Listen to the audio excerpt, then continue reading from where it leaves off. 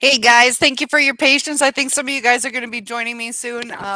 Yeah, a little hectic. I have been troubleshooting all day, actually all week. I got locked out, and I know it's really dark in here.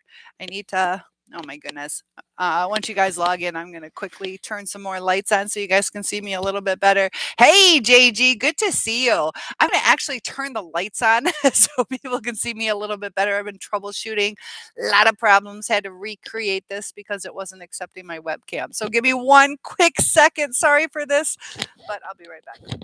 It'll take half a second.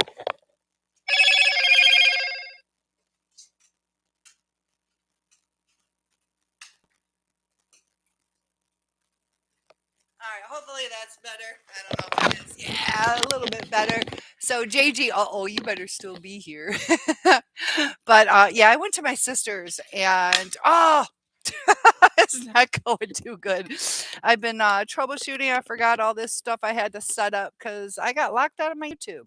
So kind of a stressful day. Thank you for that like. I appreciate that. But yeah, the camera I plugged in after I went live. So we got people joining us. Fantastic. Good to see you guys. I got more people joining us. Happy New Year. It's almost time to celebrate. So let's have some fun tonight. So we're going to talk about new beginnings, healing, how your day was. It is 11:22 where I am. So a little more than a half hour before midnight. What about you? Where are you? Are you Pacific Coast? I can't remember. A couple people asked about Pacific Coast. And we got somebody else here, not quite sure who yet. Sam's going to be here. She logged in and I apologize. I don't know if it's even worth setting up these live streams until I just go. It's 11:22. Perfect. We'll celebrate at the same time because it seems like sometimes it changes to a live stream instead of webcam.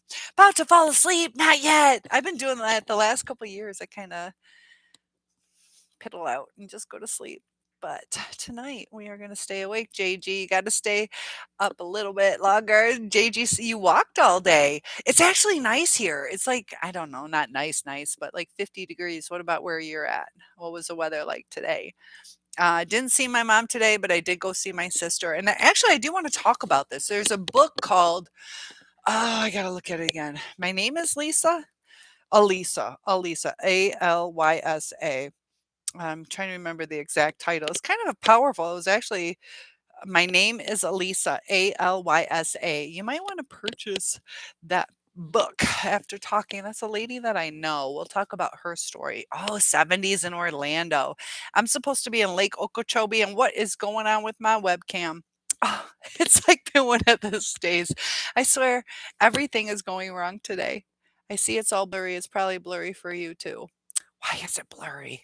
Unless uh, it might be reverting back to my regular camera. Okay, good. There we go.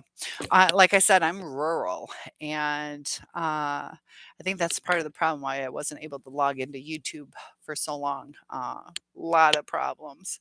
Had to drive like quite a ways to try to capture the Google login. But like I said, I went to my sister's for a little bit, and her friend is Elisa. And she's kind of my friend, but she's more my sister's friend. And we're going to talk about like some brain injury, certain things that happen to people. And JG says some childish woman gaslighted you today. You called her out and she fell apart with lies and more manipulation. My friend, let's see if you can see her picture. This is when she was 16. She is a pretty lady. I don't know if you can really, you might not be able to see it. Kinda.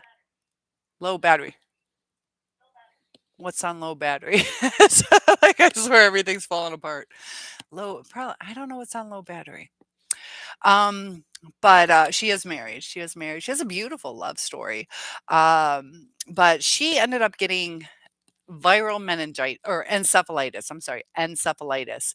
And the doctors were really dismissive. They thought that she was kind of schizophrenic. They actually put her in a psych ward. And it was interesting talking to her today because um just we're going to talk about the brain, how the brain really affects something. I see some more of you tuned in. Feel free to say hi to us. Happy New Year's. But I just spent this time with Elisa. There is a book about her, I was technical difficulty too. We all have a bit of schizophrenia. She was, actually going through like, she's talking really fast, and she's talking like a child, and she's pissed off at people, and she's a very, even keel, fun-loving, happy person, but she was going through all these, like, crazy emotions. Everybody's noticing that something is wrong with her, and JG says, "Late night graveyard Moran man." Yeah, the Moran man. John says hi to everyone. I like that nickname, Moran man. But being female, a lot of times women, we do get emotional. We also, with our hormones, things like that. So she was about 21, 22 years old, and she starts having like these kind of psychotic breaks, it almost seemed, but it was a pressure from within her head due to that viral encephalitis. John says, "You got lit." Is that what you said? You got lit? Uh-oh, are you drunk? I think that's what you meant to write because you're so drunk you can't even spell it correctly. Lit. Unless that's probably like the I connected to a U a little bit longer. John is lit, can't even type. We love you, John. And we'll forgive you on the popcorn duty today, but you're back on it tomorrow. I'll let you get drunk tonight. Was it a good day? Sometimes we drink because we want to have fun. Other times it's because we're depressed. You're sober lit, so you'll remember that you're drunk. Okay, that's great. um, but feel free to comment below. I'm going to talk a little bit about Elisa for a little bit because it's kind of eye opening tonight that I know her story, but we got more into it. Just the way that the pressure on her brain from that viral encephalitis caused her to react differently. It is a brain injury she was going through. And just like our narcissists, they act certain ways because of their brain injury. So she went back to talking like a little girl. She also got angry. She was acting out of character. Ebony says, "Hi, Cynthia. Oh, you're crying and hurting so much right now. You're not sure if it has anything to do with the new year approaching and me still not being over the heartache." Ebony, it's hard. It is hard. And um, JG says to sleep on it. Um, and it is good to get our rest. But I know, like with me, it feels like it's never going to get better. And it is awful. It is awful. It's something you have to go through, and we can't undo it. If it's meant to be, life will do it. But we have to get stronger again if it is ever going to work out. They do too. Um, I guess, yeah. I've been kind of funked today too. Uh, a year and 3 months. Try. It took me the first one like 20 freaking years. The next one, Samantha's here too. Hi, Samantha. Because you love them. You love them. It's also trying to figure out like what the fuck, you know. We were taught that you can work through things and we see the value in people. Also, the blind, it's hard to comprehend. And Ebony is having a really hard time right now. I'm really glad you joined us. We have a great group of people here, and holidays can be hard. Holidays can be hard. It reminds us of things.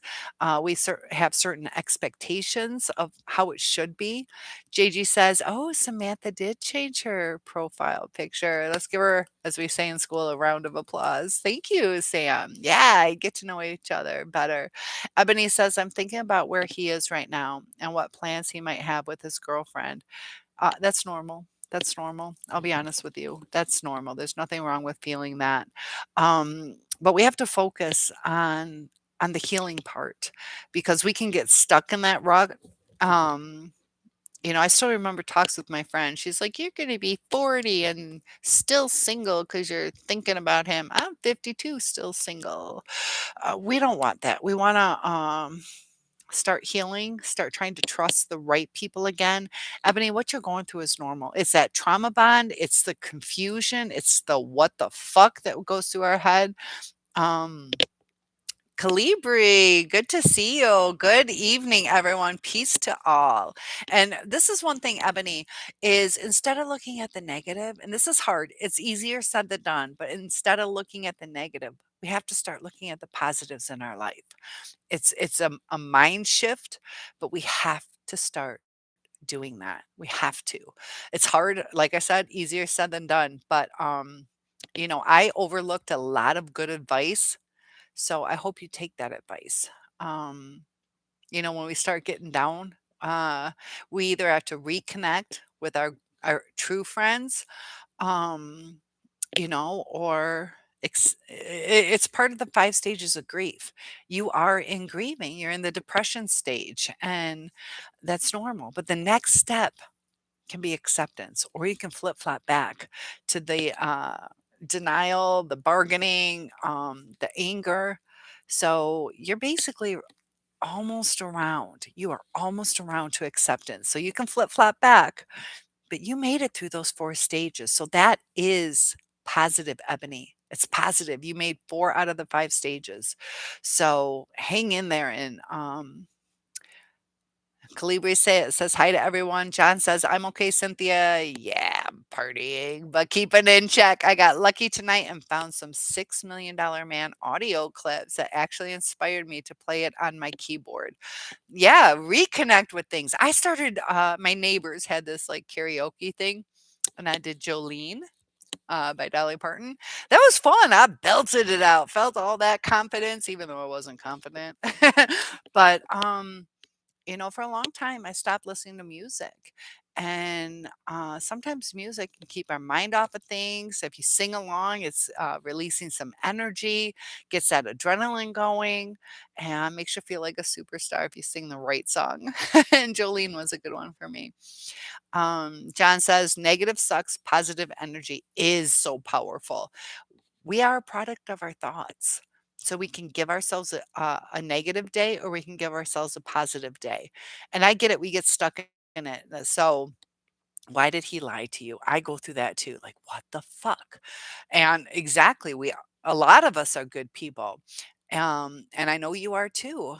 You said you really thought he was sincere. I get better soon, I pray. Um, I'll try to think on the positive. It's a mind shift, and we have to keep busy. We have to connect with people. It's good that you're here. Try not to scroll Facebook. Because that can be negative too. We see everybody else partying. I did go see my sister today. I did a mini New Year's celebration. I did what is tolerable, as opposed to just going on a date with a guy I don't want. Um, but it's good to connect. Try not to isolate yourself. We have power over certain things, and the lies are what drive all of us insane. Thank you guys for those thumbs up, those likes. That does help with the algorithm and is super appreciated. But the lies, because I know with me, I asked every single way possible. And um the reassurance, I got reassurance everything was okay, and then ghosted. And you're like, what the fuck?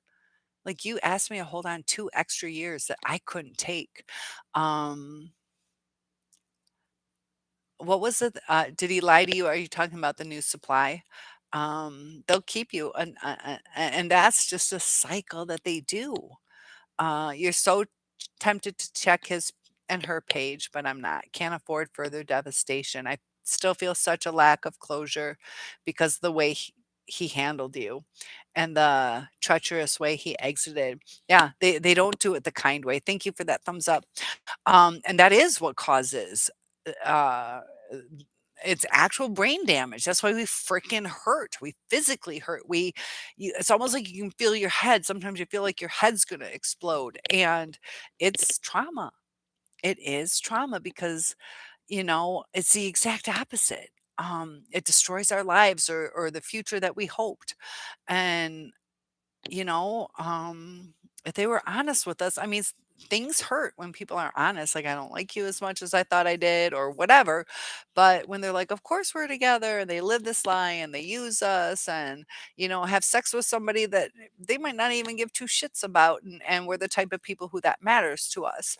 And checking his or her page, like, we know all the girls are going to have makeup and a cute outfit on. It doesn't mean they're happy. They're going to smile just like everybody in their school pictures are smiling for the most part. But look at all those kids that are smiling.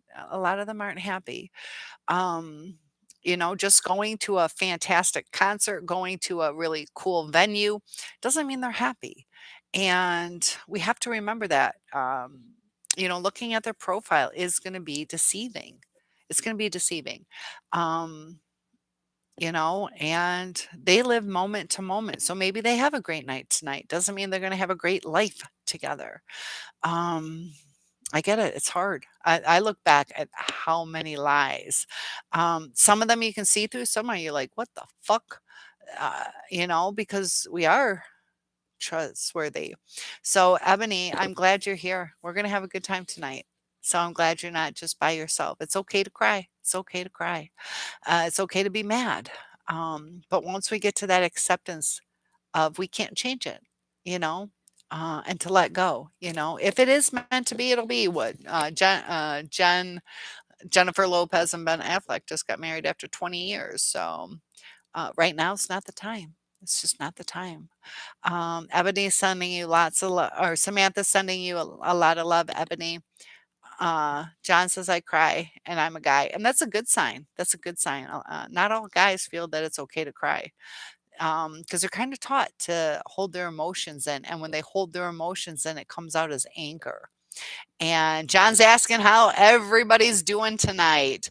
I know Ebony's having a hard time. Some of us have hard times. Yeah, Samantha cries too. She's still with her man. And I want you to think about that, Ebony. Sam is still with her man. And she says, I cry too. It's not a healthy situation. So Ebony says, I'm trying to dry your tears. I will never talk to him again in life.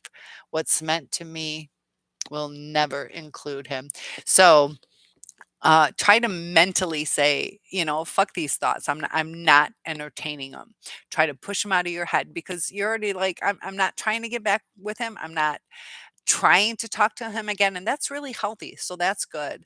And John says, let's cry together. It's okay. Yeah. And just understanding each other that sometimes it does hurt. Sam says it's part of our healing. It is part of our healing.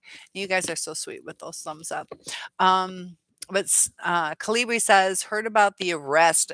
Heard about the arrest made in the murders of Idaho students. Yes, a psycho was arrested. Um, yeah, there's something I forgot I wanted to research that more. Thank you for bringing up that Calibri, because if you think about it, 4 people, it's not necessarily the target of just the girl that, might have, said she didn't wanna go on a date. Some people said that they think he went around person to person until he found the right victim. And then the 2 that survived were, from my understanding, in like a basement area of that house apartment type thing.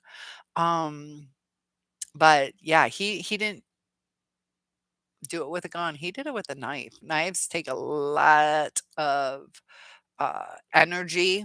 And if you think about it, they said something too. If you think about like the stabbing is almost like a sexual, like penetration type thing that, that might, like it's kind of interesting. John says, get it out and move on. It will get better. It's harder said than done. You're right. That's perfect advice, though. It is perfect advice. But I've been there. I know it's hard. I know it's hard. Calibri says, one just doesn't know who and what we're letting into our lives. That's what's so scary is there are people that we trust, and a lot of people can do us wrong. Um, and almost never know till the end. And that's why it's really important to see who their friends are, the type of people they hang out with, the type of things that they entertain. Are they gangbangers? Are they druggies? Or, um, things like that. John says trendy. Sam says it's healthy what we do when we're sad, hurt, or happy. There's nothing normal about anything they're doing. They're not happy or thriving. We know they're not. They're definitely not thriving. It's they don't change, I promise you. They don't change. They find somebody else, they're gonna go through the same shit. But let me ask you, Ebony, I know you're hurting, but when you were with him, was it all roses? Are we missing this beautiful relationship, or are we missing a relationship that was filled with some chaos? Like mine, they weren't all that much chaos, I guess. They were. Dealing with the silent treatments, shit like that is a lot of chaos. Um, but were you happy? Did they treat you right? And I know it takes time, and it's up to us to shorten that time it takes. And you're right, Sam. Calibri says, just like the male narc that's so obsessed with me, he is scary. Sometimes obsession can be scary. How do you handle it? I had somebody break into my house and torch my car. They stole a bunch of shit. They put the cat in the car and torched it. Um, because and it's somebody I never even met. It was a stalker, somebody I never even met. I talked to him on the phone for quite a while, but I never met him. And the moment I said, I can't help you anymore, that he torched my car, and it was actually my roommate's cat, but killed the cat. Yep. It can be scary. And that's somebody I never even met. So there's a lot of sickos out there. John says so many people stuck in loops. Um, yeah, and we don't want to get stuck in that loop. You know, it affects our lives, it affects our productivity, and we have to take control of our happiness. Think of some of the things that you've missed out on, some things that you would like to do, and start doing them. Take good care of yourself. We got this new year coming. Has anybody made any New Year's resolutions? A lot of people by the third week of January give up on their resolutions. That's why I said, I believe it was last night, are our narcissists ever going to change? And I challenge you guys, think of something important to you and try and change it. So, also, the other thing I want to say on the flip side is, we're sitting here, is our narcissist going to change? Are they going to change? Well, I'm going to ask you. I want you to change and either take this shit or turn it into an asshole. That's not you. You're not going to do it. So, the narcissist doesn't want to change who they are either. Um, John says, so many people stuck in loops, the records stuck, and some of us break free. Yeah, and we need to break free. We definitely need to break free. Calibri says, I've reported him last year. Oh, this has been going on a while, Calibri. Uh, you reported him last year to the cops. So Seattle police have a record of the report. The cops told me to call them ASAP if he tries anything out of line. So at least there's a record of it. That's why we need to document things. I know with Sam going through what she's going through, definitely document. Um, and we had Mayor on last night. I know she says there's no evidence of the sexual abuse, but once you start getting a police trail, that's important. That's important. Make those police reports, even if there's no semen or it was a couple days ago, so the rape kit won't work. But definitely make reports on things. And Ebony says that's the part that's difficult. There was no chaos. Yeah, we laughed, joked, had an intellectual conversation, etc. The chemistry was magnetic and felt so authentic. I now know it was real for her, you, but not him. Exactly. Yeah, especially my second one. If it wasn't so amazing, like I would not have stuck on. And it was just starting to get frustrating. I promise, I promise, of course I'll do right by you. They say all the right words and it doesn't make sense. And it's you think about it, like it's almost like they see somebody walk by and instantly they're with this new person. How do they even know if that person's better or worse for them than we were?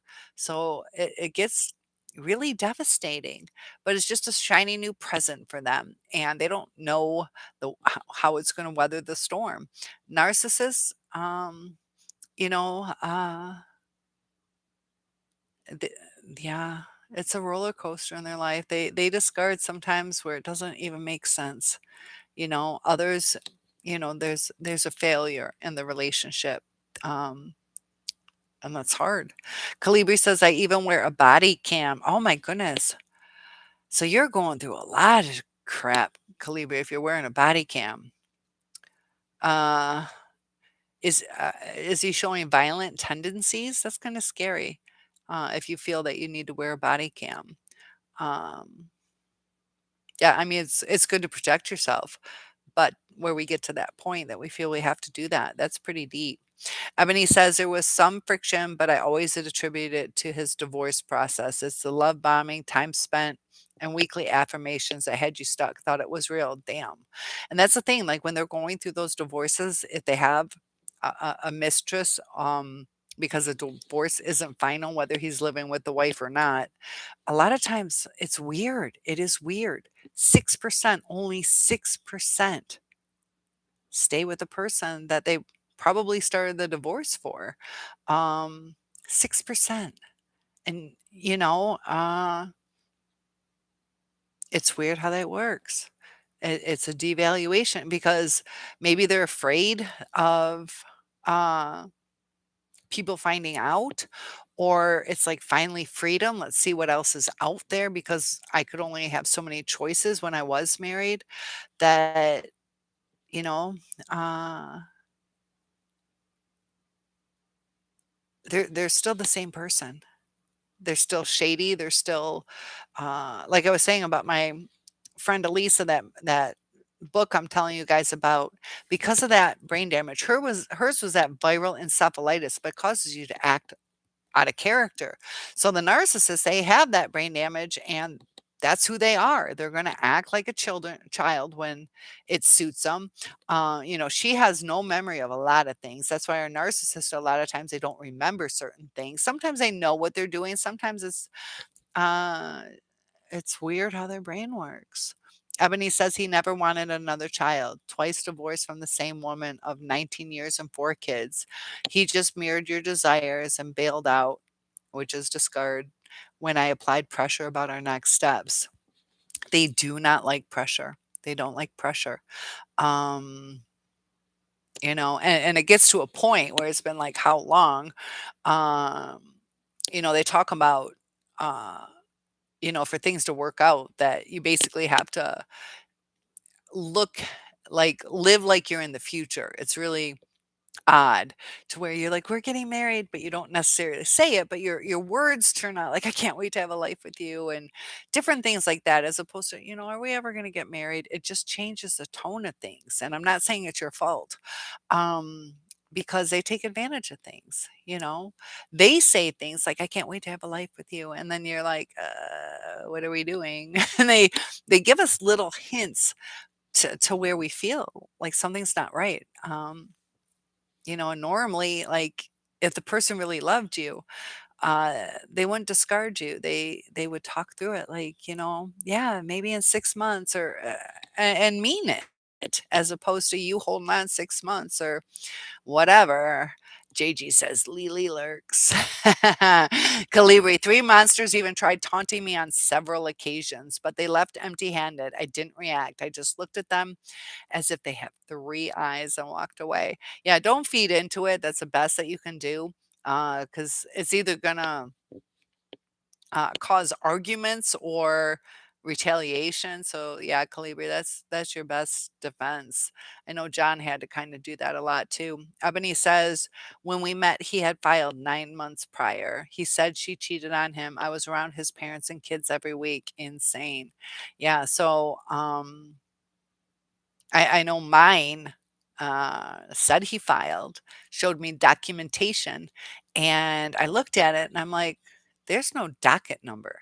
And I've been to law school also through my custody battles. There needs to be a docket number. And, yeah, he printed off a fake filing. There's no docket number. I even called the courts, to be honest with you, and I lied. I pretended I was the wife, and I'm like, "Hi, I'm so and so, and my husband said we're have a court date coming up," and they're like, "There's no court date." Yeah, because I knew his name and all that stuff, and so even the courts told me, "There's what? No." And that's back in the day. They might be a little more stringent on what they give out. But I had like a bimbo who answered and gave me the answers I wanted. I just had to name drop because I knew her middle name and everything. JG says, Calibri, my dude, you gotta hit them. I don't know. I don't know. Uh, People with weapons and I don't I don't know. Hit me with your best shot. Uh, John says I have so much wisdom. It's because I lived it, you know. Thank you, John. That's really sweet. I'd rather be naive and not have gone through this stuff, but if I can help other people, I guess it's worth it. Everything happens for a reason. And, maybe we went through all this abuse so we can have our little cruise convention. We're going to do a cruise now. It gets better and better. I got 2 new subscribers. We're going big. Calibri says, JG, that's what they are looking for, retaliation. Yeah, so they get to file something in court. You're right. Um, yeah, they'll stab you in the back 1,000 times harder than your slap that you gave them. I wouldn't necessarily suggest that. People are shady as shit. JG says that Samantha, it's not on my channel. It's from a skateboarding video. There's a quick 15-second clip of the drama. Huh. Uh-oh. So Sam says, Calibri, you're right. And also okay to JG. John says exactly Calibri. They seek revenge. And a lot of times the revenge isn't worth the risk. Just say fuck it, walk on. We don't have to risk our peace to, I mean, we just need to know who we are and not have to prove anything. So I think you're handling it the right way. But JG, JG wants to throw down. Ebony says to start out full force and pursue me relentlessly, to dragging me along for 10 months and think so recklessly is the lowest of lows. Ultimate disrespect.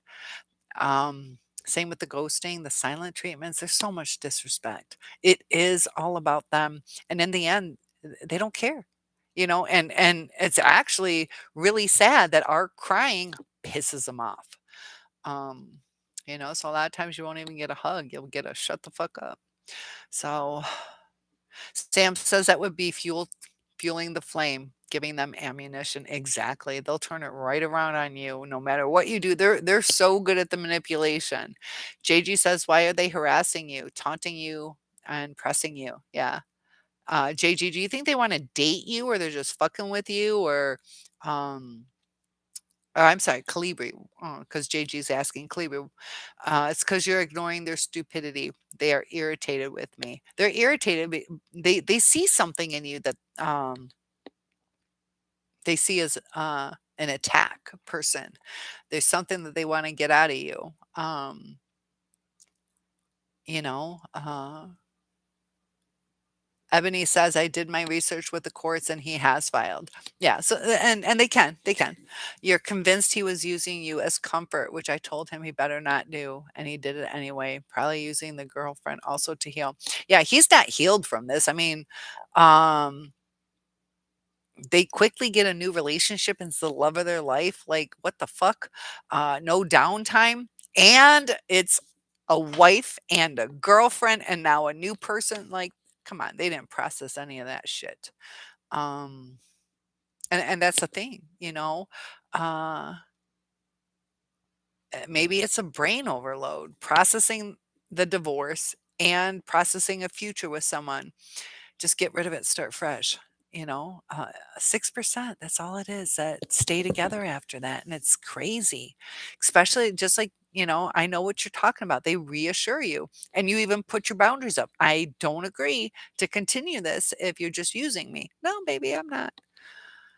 You just can't believe them. It is all about them and their needs. And it hurts so bad. You're right. Especially the way and it's a different kind of breakup. It's a different kind of breakup and it hurts so much more. JG says, I'm in a similar situation, taking the high road, but if these people come after me, I'm going to hurt them. Yeah. So, w- w- yeah, we do have to protect ourselves, but we can also get the police involved. Instead of us risking going to jail or leaving it up to the court or the jury to decide if we fight back who really threw the first punch or whatever it is, it's okay to get the police involved, but you got to watch for retaliation on that too. Personal protection orders, you can do that, but I uh, my degrees in criminal justice, also went to law school, and the way that criminals are, with capital punishment, the states that uh, use the death penalty as a deterrent, it doesn't deter people, so the personal protection order, the person's still going to go after you. They're still going to go after you. It might deter somewhat healthy people, but if they're not mentally right, it's not going to deter them. Lily says, "Hi, all partying a little outside with the neighbors. Might go back out, but Happy New Year." Yeah. So pop in and out. Enjoy your evening. We're glad to have you here, Lily. So yeah, pop in and out. Hang out with them, hang out with us. Just the purpose of tonight is just to have fun and uplift ourselves, talk about some healing, some things that we're going through, be supportive to each other. Ebony says the divorce is official, but seems impossible that he could be healed that fast. Oh, 19-year marriage too. You're on Facebook with your girlfriend, just eight. Yeah, and he's on the Facebook, like kind of as a fuck you to the wife. Like, I don't need you. Fuck you. I'm not. Um, yeah, they purposely post it quickly, like, "Ah, I don't need you." It's a defense mechanism. Has nothing to do with you. He's fucking with his ex-wife, and anybody else who might be involved, like cousins or, you know, s in-laws, like, "I'm fine, I don't need your shit." JG says, "I will talk to the police for you. We will handle this with street justice." Oh, shit. Calibri says, "Thanks, JG." Ebony, someone that was really move forward in a healthy manner? Oh, can someone that way really move forward in a healthy manner? Not a narcissist. They just push it aside. And that's the thing is they don't have the deep regret, you know? Um, just think about it like, if you ordered a cheeseburger, a double cheeseburger, I don't know, you're full, what the fuck, doesn't really matter. Maybe I wanted a double, but I ordered a single. It's kind of like that kind of depth. Like, it's not that big of a deal to them. They're not like, fuck, like, what did I do? I fucked up. Um, unless they're just obsessed over what they get. They're not feeling that over the love. Uh, and it's weird. Kalibi says there's a pattern. Kalibi, thinking back now, these people have harassed old people like me for years over there. There is a pattern. There definitely is. Yeah, they go person to person. Um, and Samantha sending you a lot of love to Lily. We're glad you're here. Ebony, you're welcome. Definitely here to support you because I can relate. And it's a different kind of breakup. It's so shitty, so painful. It causes actual brain damage, causes physical ailments. We gotta fight the depression. We have to go through the 5 stages of grief, but we can shorten it. We can shorten it and we can rewire. We have to rewire our brain. Some of our pain is because of the brain damage, the CPTSD that they've done to us. I know with mine, I didn't know if he was alive or dead for months. And I was so fucking stressed out because we were states away. And it's like, you know, the anxiety, I still feel it. I still feel it. It was 6 years ago. My body is still not settled, but I'm functioning. I'm doing things that I enjoy. There are little breaks in that physical pain that I feel, but yeah, that's what it's from. I'm a burn victim, been in car accidents, had broken bones, and had my car torched and plates broken into. So, like, I can deal with that. I can't deal with the shit that they did to me. It's been so hard to get past it because my body is still doing it. Our brains are still doing it, but we have to fight back and it will get better. You have to have a peace about yourself. And we can talk more about that. Um, so JG asks how old you are and how old the people harassing you are. What's their nationality? I know Kaliwa shared publicly that he's gay. So are they straight people or gay people? Um, at least 3 old people who were harassed and now they've passed on. Yeah, so they just need another target. So, Ebony, it's just target based. It honestly, somebody else gave me a thumbs up. I appreciate that for the algorithm. John says you went through the same thing, and JG, Sarah Jessica Parker changed her her profile picture. Very nice. Yeah, Sarah, thank you. I'll call you Sarah. Oh, Lily's gonna go take a shot, go have some fun, come back and see us.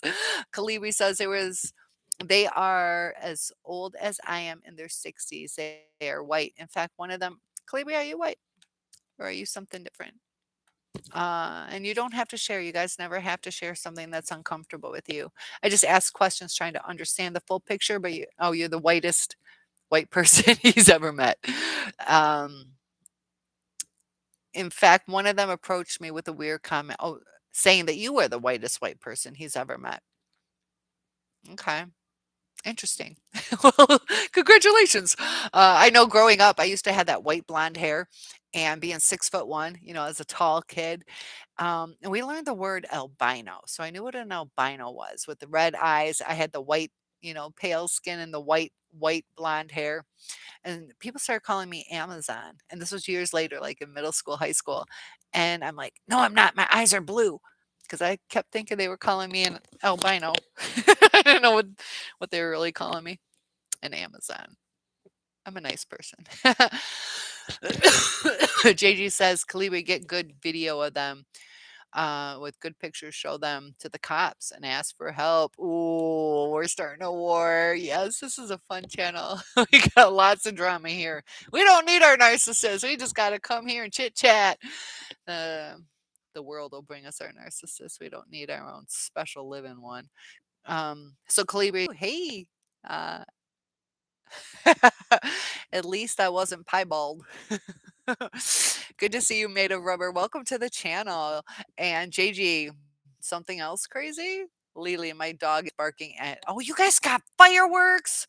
Man, I live in the middle of nowhere. I don't even have street lights. I don't even have cars passing by. And yeah, Dixie's all chill. But yeah, dogs don't. Oh, it was really sad. This July 4th, I was at my sister's. One dog was just like trembling. Others can deal with it. So, you can kind of take that on how we're dealing with the pain that we're going through. Some of us are going to tremble and shake. Others are going to be okay. Um, and we have to do those calming exercises. We have to overcome what we can overcome. It is okay. NAMI is free. NAMI. If you guys want somebody outside of me to talk to, they have supports, coaches that can help you free of charge. If you decide you want to go back to church or whatever your religion is, synagogue, mosque, fellowship is great.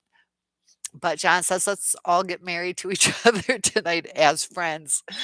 Some fireworks outside here. Oh my gosh. Oh, my sister said Happy New Year. So here's Happy New Year from my sister to you guys. Made of rubber, your dog is fearless. He acts like a cat and a kangaroo.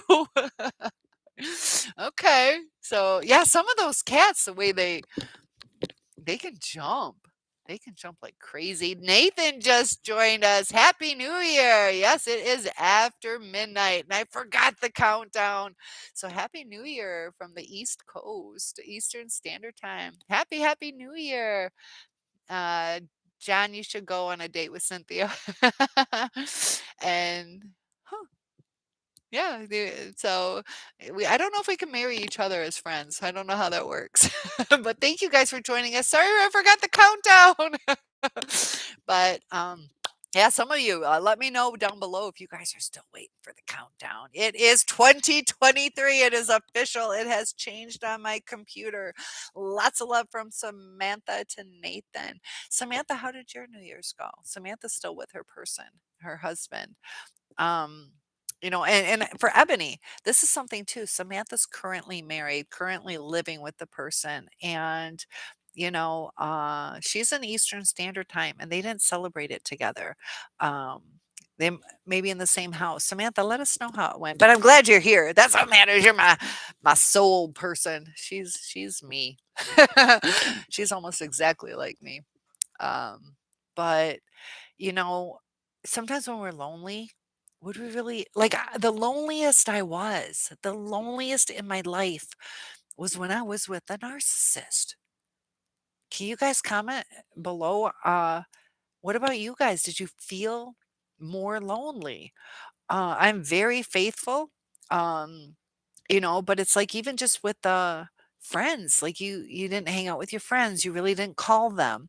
Uh, and I don't know, it's like we sacrifice so much and we got to stop sacrificing as much as we do. We have to meet people with the amount of energy that they're going to give us. And with today's day and age, it kind of sucks because how many of you feel like you're the only one maintaining your relationships with your friends?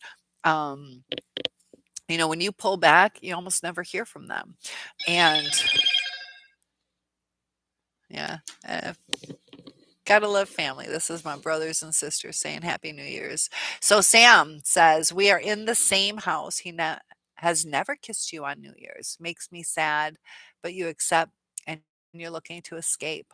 Um, so yeah, there's some resources out there, Sam. If you want, I do have that opportunity if you want to teach online. So you can work around your own schedule. There's other types of jobs you can get, and there's ways to do it. There are ways to do it, and you'll probably still be taken care of by the courts. That they'll set something in place. Um, so I know you're wanting him to leave, but we discussed that. Are you planning on leaving? Because he probably won't leave. He's going to be stubborn. Um, so, have you, are you at the point where it's just like, screw it, it's hopeless? I don't know if you guys have ever had a talk of changing things. They don't like to change. Yours sounds like he's just going to be offended and yell at you, and his fear of abandonment will probably kick in, and he's going to push you out anyways. So, um, yeah, there's lots of things. We'll help you through it, Sam. Um, I talked about that New Year's kiss, that date I had with that guy who drank that cheap champagne and threw up. He didn't get a kiss either on New Year's. And I was thinking about that in the shower today, how I told you guys that. And perception's really weird because, I was thinking, now he was drunk, but it's kind of like, was he thinking only towards himself? He wants this New Year's kiss. And then, it's kind of like we never know what people think. Maybe he's like, she's on a date. Like, I feel bad that she won't get a New Year's kiss. It's weird how we never really know what somebody's really thinking. So you had that kind of stuff going on. But the narcissists with their lies, um, gosh, I know that's so devastating. So made of rubber, please feel free to let us know a little bit more of your story, or just feel free to watch and listen. Sam says he just blames you and says you just need to do what he says. Yeah, he sounds yeah, like he's not budging. He's also been doing this for 10 years, and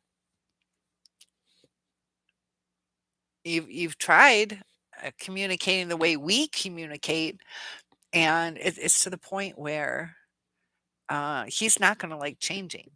So if he was to change, he would just train somebody else. He would just train somebody else, because it'll start out where he knows how to act the right way because he knows what you wanted and he's got to secure a new supply. So in the beginning, when they move on, whenever that is, that it's going to hurt because you're like, are you kidding me? He's doing family dinners now, or he's doing this, or he's doing that.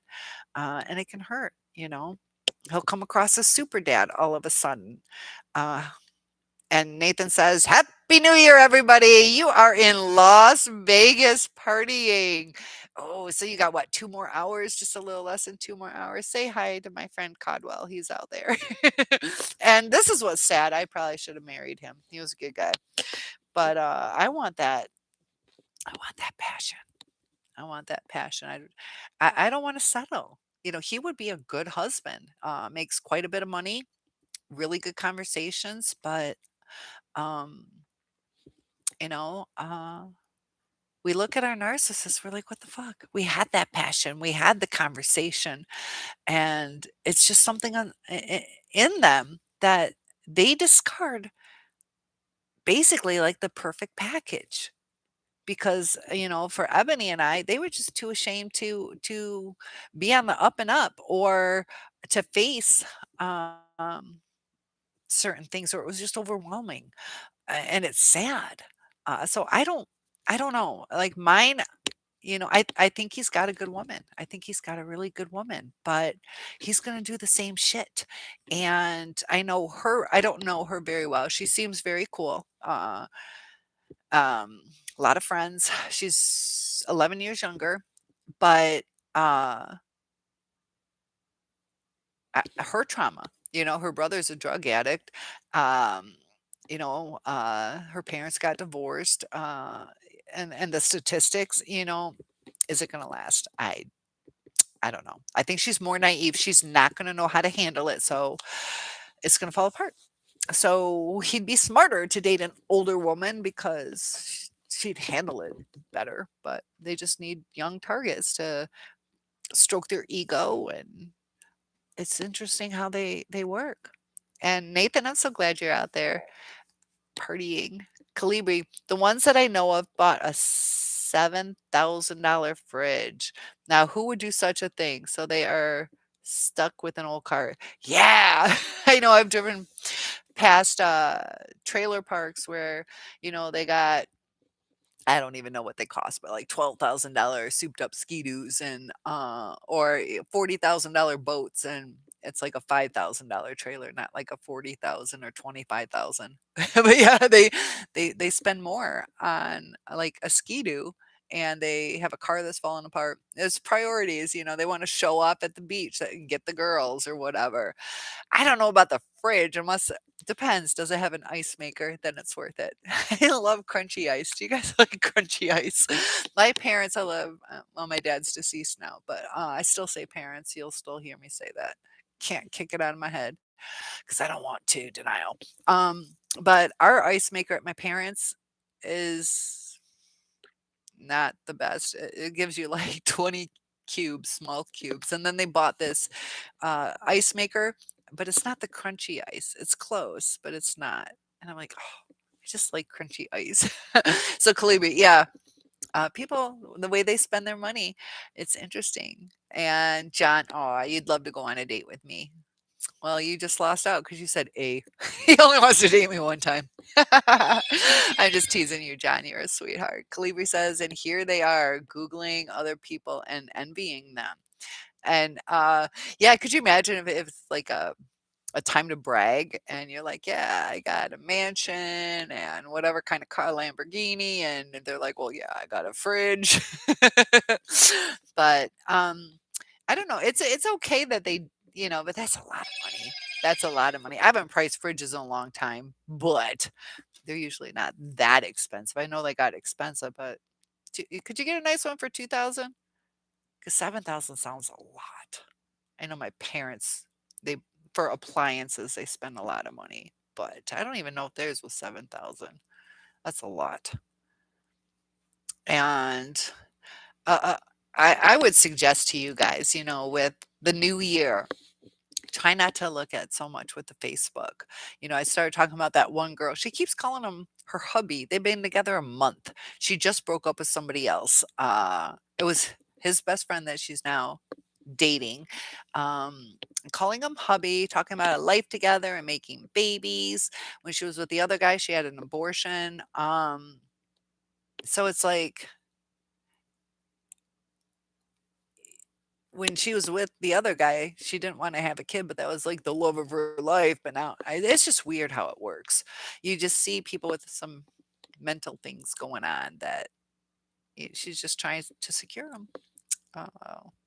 I don't think she's a narcissist. I think she's got something else going on, but she's bold, doesn't take shit. Uh, and there's some trauma in her life that affects the way people talk, what the way they handle things. Kaliwi says, just take a look at Trump's solid gold toilet. What the fuck? Have you seen his jet or airplane, whatever the fuck it's called? A lot of gold. There's a lot of gold in that airplane. How much was it? It's like, I don't know, $2 million or something like that for a jet. It was ridiculous. Yeah. It's like I have to, I don't know. And I don't know. It I know some of my jewelry burns me when I, uh, like, blow dry my hair. So it would probably heat up, but does it get really cold? I don't even know. Well, I guess guys do sit on the toilet not as often as girls, but it's kinda like, huh, maybe it brings him back to feeling like he was in jail or something. But yeah, people invest in certain things that are like, "What?" There's save some starving people. I agree with you, Calibri. Calibri says, and see how he managed or finagled his monies not paying taxes. A lot of it too, though, is um, he knew the legal loopholes. I don't know if he was all on the up and up, but from what I've seen, is he kind of had a right to do what he did, and I could be wrong, but what I've learned is like he just knew how to work the system. There are ways to work the system. You can hire your kids and get tax deductions. There are certain limitations, things like that. Now his kids are older. I don't know if it's up into the age of 18, or if you can always hire adults, but I don't know. But look at Mela- Melania. Is that Melania? Um, she does not look happy. She does not look happy. I think he secured her because she was, a beautiful woman. Wasn't she a model or something? And what's the age difference? You guys know the age difference between Melania and Trump? Uh, she, it seems like, a very flat effect from her, almost like he bought her. It's really odd how they are. Um, Politically, I don't know how you guys feel about Obama, but him and Michelle seemed, quite a bit closer. Uh, Clearly, that's melanoma to you and me. Easier to pronounce. A little cancer. Samantha, you're so bad, Calibri. We'll just call her Mel. And we'll let the viewers decide. So Mel and Trump.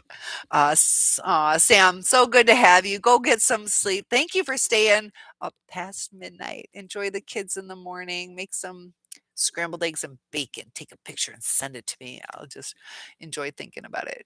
So happy new year. It's going to be a much better year this year. And hopefully you can join me tomorrow night. I'll be on tomorrow a little earlier than tonight. Sleep well. Lily says literally good fireworks outside our door now. Ah, that's nice. I know over July 4th we got some really good fireworks. But that's fantastic. John says, Sam, take care and happy new year. Lily, I don't drink, actually having a great time with your daughter. Fantastic. Yeah, we don't need to drink to have a great time. That's what's really nice. And John says, good night, my friend. Calibri, I've already cooked my beans and greens tonight with ham. There you go. There you go. Yeah, and I got uh prime rib, baked potato, salad, and have you guys heard of cooking in uh a deep fryer that is only air, no oil for the prime rib? They cooked it that way. But yeah, I usually don't eat prime rib, but cooked beans and greens. I've never really had greens, like collard greens. Is that what you're talking about? I've never had collard greens. I've had green beans. Does that count? Can I mix it? I love green beans. So, um, but are you guys looking forward to the new year? Is Ebony still with us? Ebony, I know you're having a hard time. I hope you're still here. Got a great group of people that just want to help each other. Kalibi says supposed to be collard greens, but I settled for Savoy cabbage. I like cabbage. I've had cabbage. I don't know what Savoy is. That a type of way to make it, or is that like iceberg lettuce? Is it uh, a brand or a type or a recipe? Like it means butter and it's a crinkly cabbage. Huh. I'm s You wanna hear something really lame? I went to Subway, and I was probably 47 years old, something like that, and I was like, can I ask what is that?" And they're like, "Spinach." Like, I didn't even know what spinach looked like. That's pretty sad. I knew what it was looked like cooked, but I didn't know what it looked like fresh. That's so lame. That's so sad. And, have you guys ever had anything like that where you should have known something, but you didn't? There's no excuse, I didn't know. I'm very naive on so many things. We gotta be careful of that. We gotta arm ourselves with really looking at things a little bit different. Are you guys naive or are you guys street smart? Let me know what you guys are, because sometimes too we can become victims by, uh not really knowing what signs to look out for. That's why we talk about the different red flags. It's so good that we're sharing our stories with each other because we can start seeing certain red flags. But just like Ebony, you know, the flags don't always show themselves because they're so hidden within the lies that we get hit with this discard, and it doesn't make sense because we didn't see the red flags. Lily says, I heard that you are not naive. That's good. I'm so naive, very book smart, no street smarts. And it's not good. My parents sheltered me too much. So even the good parents, um, can cause problems in their children's life. Kalibi says, just like me being introduced to real French fries in Belgium served with fresh mayo. Yeah, they'll use mayo. My mom's from the Netherlands. They use either vinegar or mayonnaise. Did you like it? I've tried it. I don't mind it either way. I had this growing up. They had this place called Farrell's. And some of you that are a little bit older, did you guys ever have a Farrell's by you? It was really cool.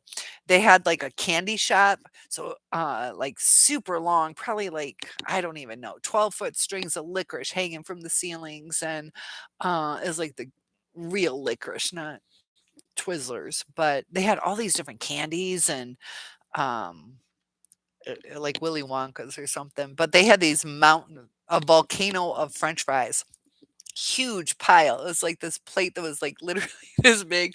And I went through 2.5 bottles of ketchup. My best friend and I would eat like, yeah, that's probably why I got heavy when I was younger.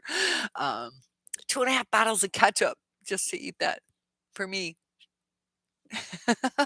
I like ketchup, but I've had mayonnaise and you did like it. Yeah, it's pretty good. It is pretty good.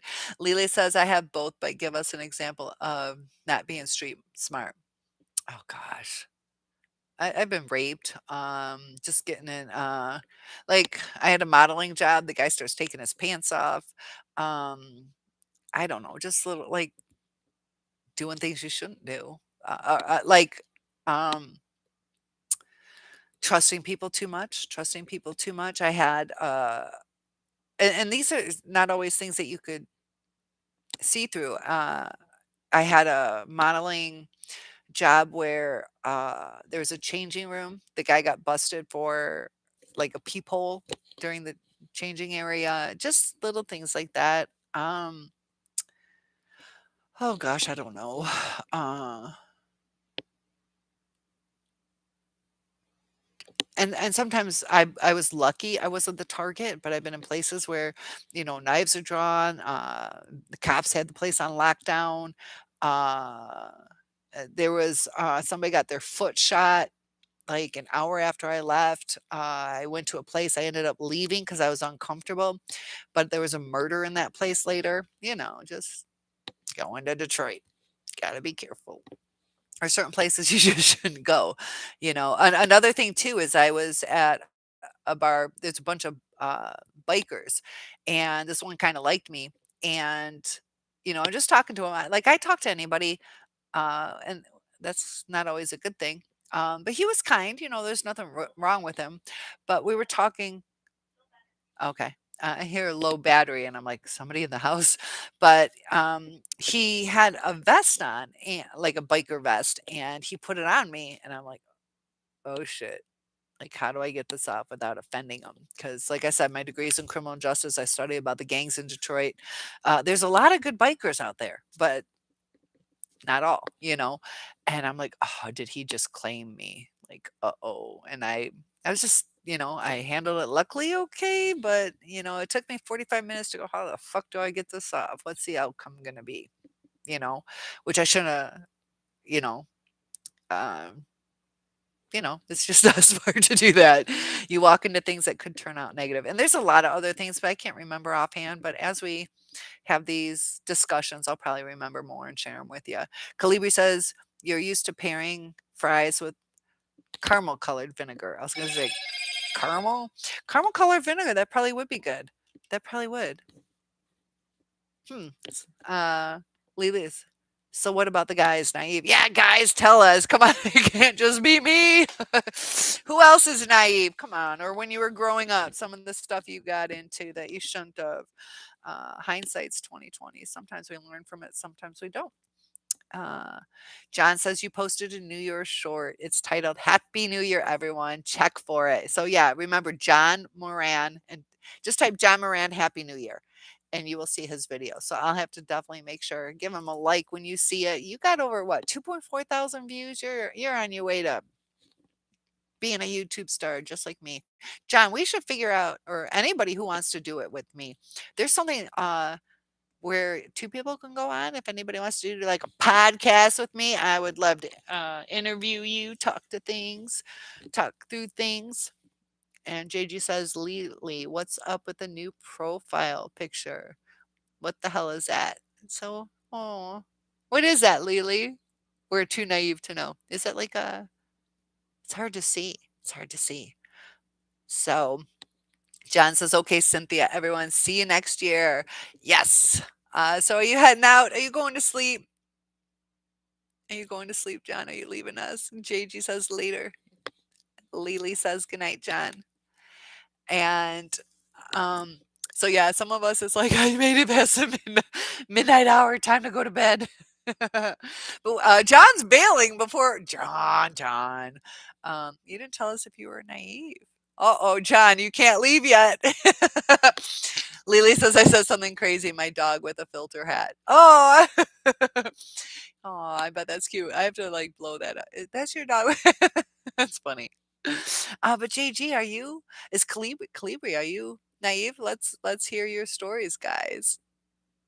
We need to hear your stories. And Lily, has it ever been where you wish you were more naive?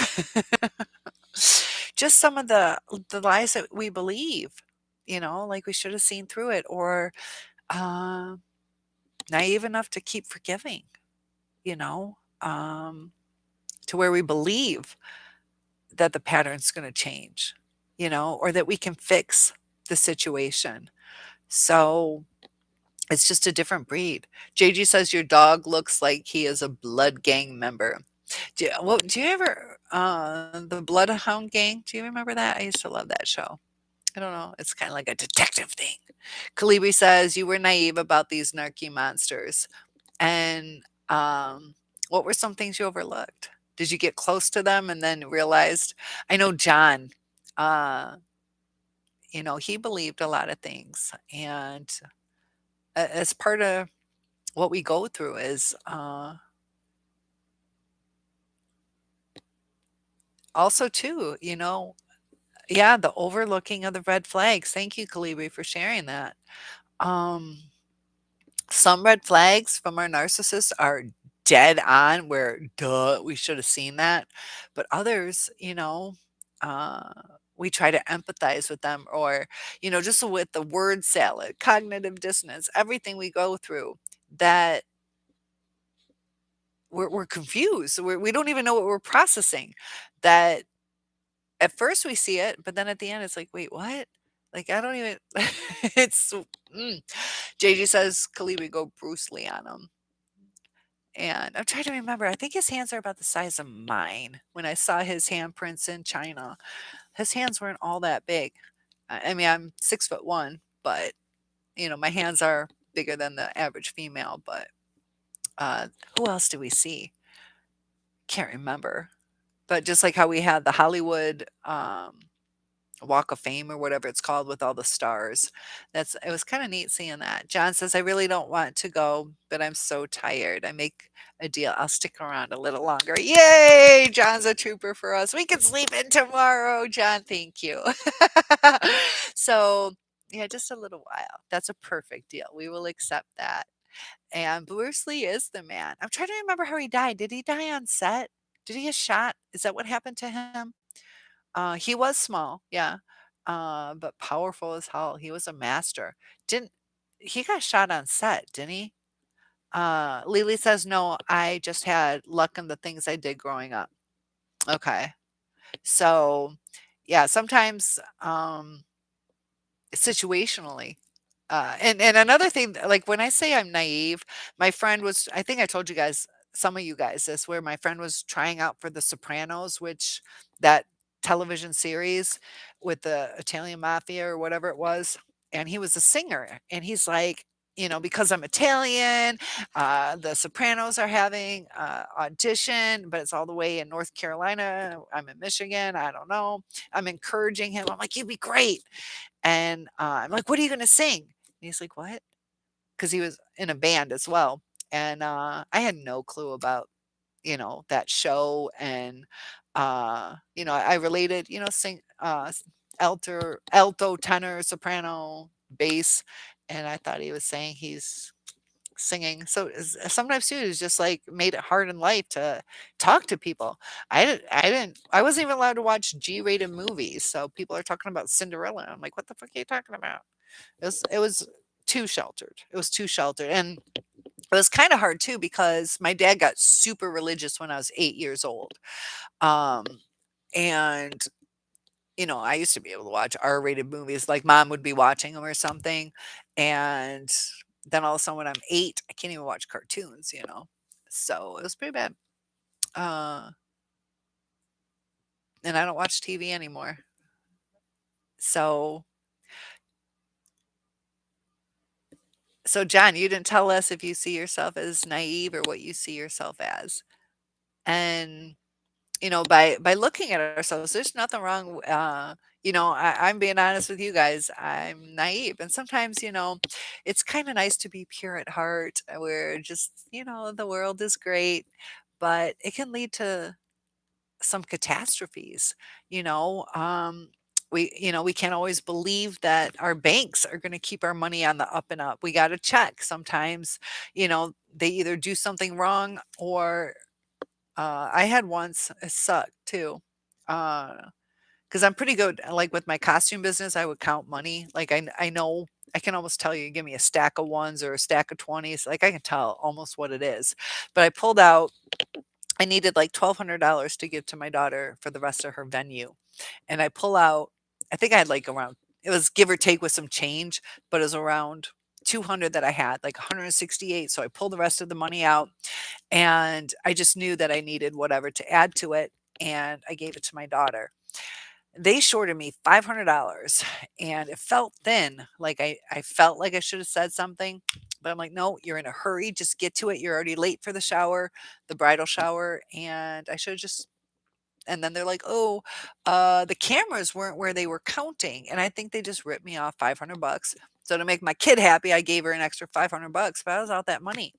I shoulda, usually I would count it, but I'm like, "No, it's alright." I should, yeah, little things like that cost me 500 bucks.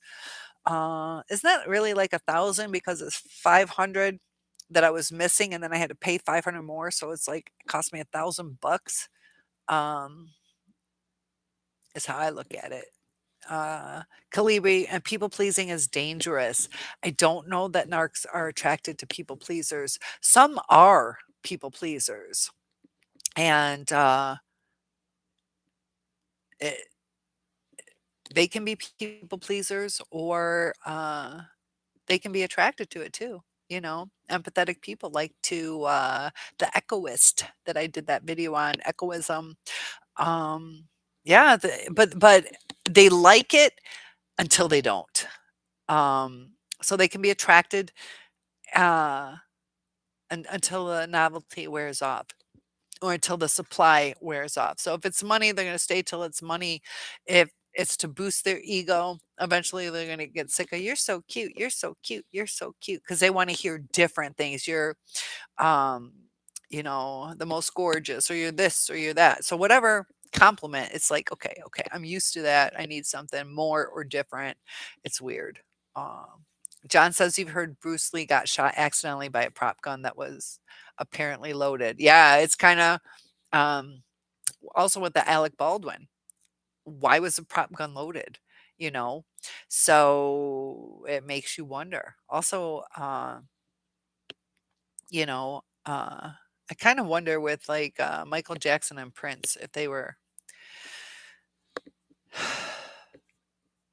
supposed to die at that time, we'll put it that way. Yeah, it makes you wonder. And then too, sometimes you're like, "But why would somebody do it publicly on set like that?" And, why wouldn't they just do it in the back alley? But yeah, accidents, you know? Are accidents really accidents? And I'm the type, if it's an accident, like, I'm okay. Like, you smashed my car. If it was an accident, but if you did it on purpose, then I'm pissed.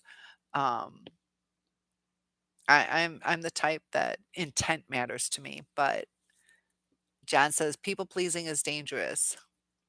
And for sure, yes, I was kind of naive about that. Very careful these days. Yeah, John, I think you have a kind heart. I think you want to make everybody happy, comfortable, and I can see you going above and beyond for people. So just make sure you do it with the right people. And, it's hard. Sometimes, especially how you had your loss of your 40-year girlfriend. He was with her for 40 years.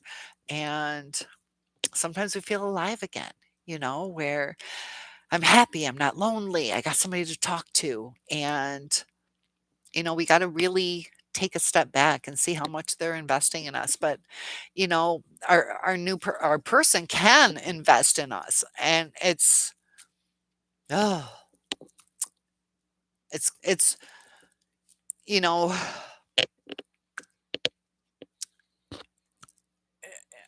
they have the term that it's abusive. Okay. Narcissists are abusers. But, um, I want us to take a step further than just that. Are they abusing us? That is it toxic to us? You know, um, I gave the example, and I'm okay with it. It's not a terrible thing in my mind, but how it's kind of a compliment now to say you have a fat ass, you got a big ass, look at them thick thighs. I don't like that because when I was growing up, that's not what you wanted. And I'm thin, but I got a booty and thighs. Okay. So people are trying to give me a compliment. So let's say I'm with somebody and they keep saying, like, yeah, look at the thick thighs. And it's starting to make me feel uncomfortable. It's toxic. So is that really abuse? I mean, it kind of is because he's overlooking me saying, don't say that. But they can see it as like, I'm giving you a compliment. Get with the day and age. But if it's toxic to us, that's when it's not good. Freaky sex. Is that toxic? Could be to some people it's not. So we have to protect ourselves and be within our safe range. And with Ebony, that discard hurts so much because they almost create the safe spot for us. But yeah, John, great point that it, it is very dangerous, can be very toxic. It can lead us down paths to where we're going to get discarded. So Bruce Lee was pretty cool though. Do you remember, do you remember watching the karate where they would like the voiceovers? That was so crazy. My brother used to watch that type of stuff all the time. I think we had more fun with the way they were moving their lips, and let's relate that to narcissism. They move their lips, but it doesn't match up. Somehow it's just off. You made huge mistakes, John says, but the point is you're learning from it. Exactly. We can learn a lot from things in our past. We can also learn a lot from each other, you know, and, uh, if you guys want, let me know some of the things that you've learned or wish you knew before you met your person, you know. And looking back, I don't know, it's really hard. Like, would it have been different if we really knew? Would it have been different? Would have it made a difference? It might have prolonged it to where, you know, but they love the push pull. They don't they if things are smooth and calm and comfortable, it's not for them. I talk about the kids at school that are, they sit down. The ones that have emotional trauma are the ones that are going to get up for no reason. It's like, why are you getting up? And Running Bear, good to see you, Running Bear. Happy New Year. Have you had it past midnight yet? Can't remember what time zone you are. So 2023 is going to be a fantastic year for all of us. We're going to definitely do some mind over matter. We're going to create the destiny that the better life. We're going to, really take charge in our lives, build that self esteem back up. And Bear's doing, you're doing a little dance for us. Good and bad, yes and no. Uh, But I don't know. Does that mean you've had your New Year's yet? No, yes, no, yes. But it's coming for some of you. Some of us, we're getting ready for Central Time Zone to celebrate. Isn't that weird? Some of us are still in 2022. Time warp. Kalibi says, honestly, it's good that I'm awake now and now know what I'm dealing with. Narcs on parade. Let them. Yeah, enjoy the show. Just be a spectator. That's all you need. John says, I love watching Jackie Chan movies. He's too funny sometimes. Yeah, he can be quite funny. Uh, 1042. You're Pacific? Okay. I think we talked about that yesterday. So, oh gosh, I'm getting tired. My lungs are having a hard time still getting over that COVID. My lungs are adjusting. Feeling fine, but sometimes when I take deep breaths. My mom, I don't know if I updated you on this, that she's got like that COVID rash. It started last night when I was seeing her, and it's hot. Her legs, it started out, she was sleeping when I went there, so she kind of had one leg, so she had on her leg a little red spot and it spread kind of like this far on her leg, super hot. And then it went to the other one. So we got some more. Mahogany is here. You're late now. You're just on time. So fantastic. Lily, my mom's stable. She's kind of depressed. She is kind of depressed. I didn't go see her today because I went to see my sisters today. So she was like, they didn't even give me a cookie. They had goulash at the hospital. So she's stable though. She is stable. Thank you for asking. But I just said that she has that COVID rash going on, and it's hot. We touched the upper part of her leg, and it's normal skin, and then there is so hot. So I'm a little worried about that. But other than that, she's done with the COVID. My uncle nephew also had COVID toes. It looks like frostbite. She doesn't have COVID toes, but I don't know. Not everybody knows about COVID toes and that COVID rash. Calibri says, I miss watching Benny Hill and Mr. Bean. I forgot about them. Yeah. All these things from our past, it can be exciting to hear. Oh, and thank you for that thumbs up, helping with that algorithm. Grunt strain helps. I don't know what Grunt strain is. It's fun to say though. Grunt strain. What is Grunt strain? Sounds German. John says, "Oh my goodness, I grew up with Benny Hill. Wasn't that late night, like 11 o'clock or something? I was probably like 10, 12 years old, and I'm like, oh, can I stay up?" Running Bear, you retracted your message. Oh my goodness, you're not gonna make me read Grundstrain German. I don't know what it means. Lily says, "How far is the HOPT?" Runts. Runts. Oh, Runts is a show too. HOPT. How far is the hour of? Gotta help me. What's HOPT? Sometimes too, as I don't know if these are typos or they're shortened, like scuba. What are those words called? Where they shorten it, take the first letter, kind of like LOL, all that kind of stuff. Uh, I'm still naive on some stuff. Kalibi says the first snarky woman who I watched was Mrs. Bucket in Making Appearances. Ah, Mrs. Bucket and Lily Hospital. Oh, I'm sorry. How far away is it? It's an hour and a half from me. At when I stay at my mom's, I'm at my mom's right now, so it's an hour and a half, hour and 45 minutes. When I'm at my place, it's about 4 hours away. So that's why I've been here all week. So it's a long time. And John says, "Welcome to Mahogany," and lots of love back to you, John, from her. And uh, and sometimes too, what do you guys think about the television shows?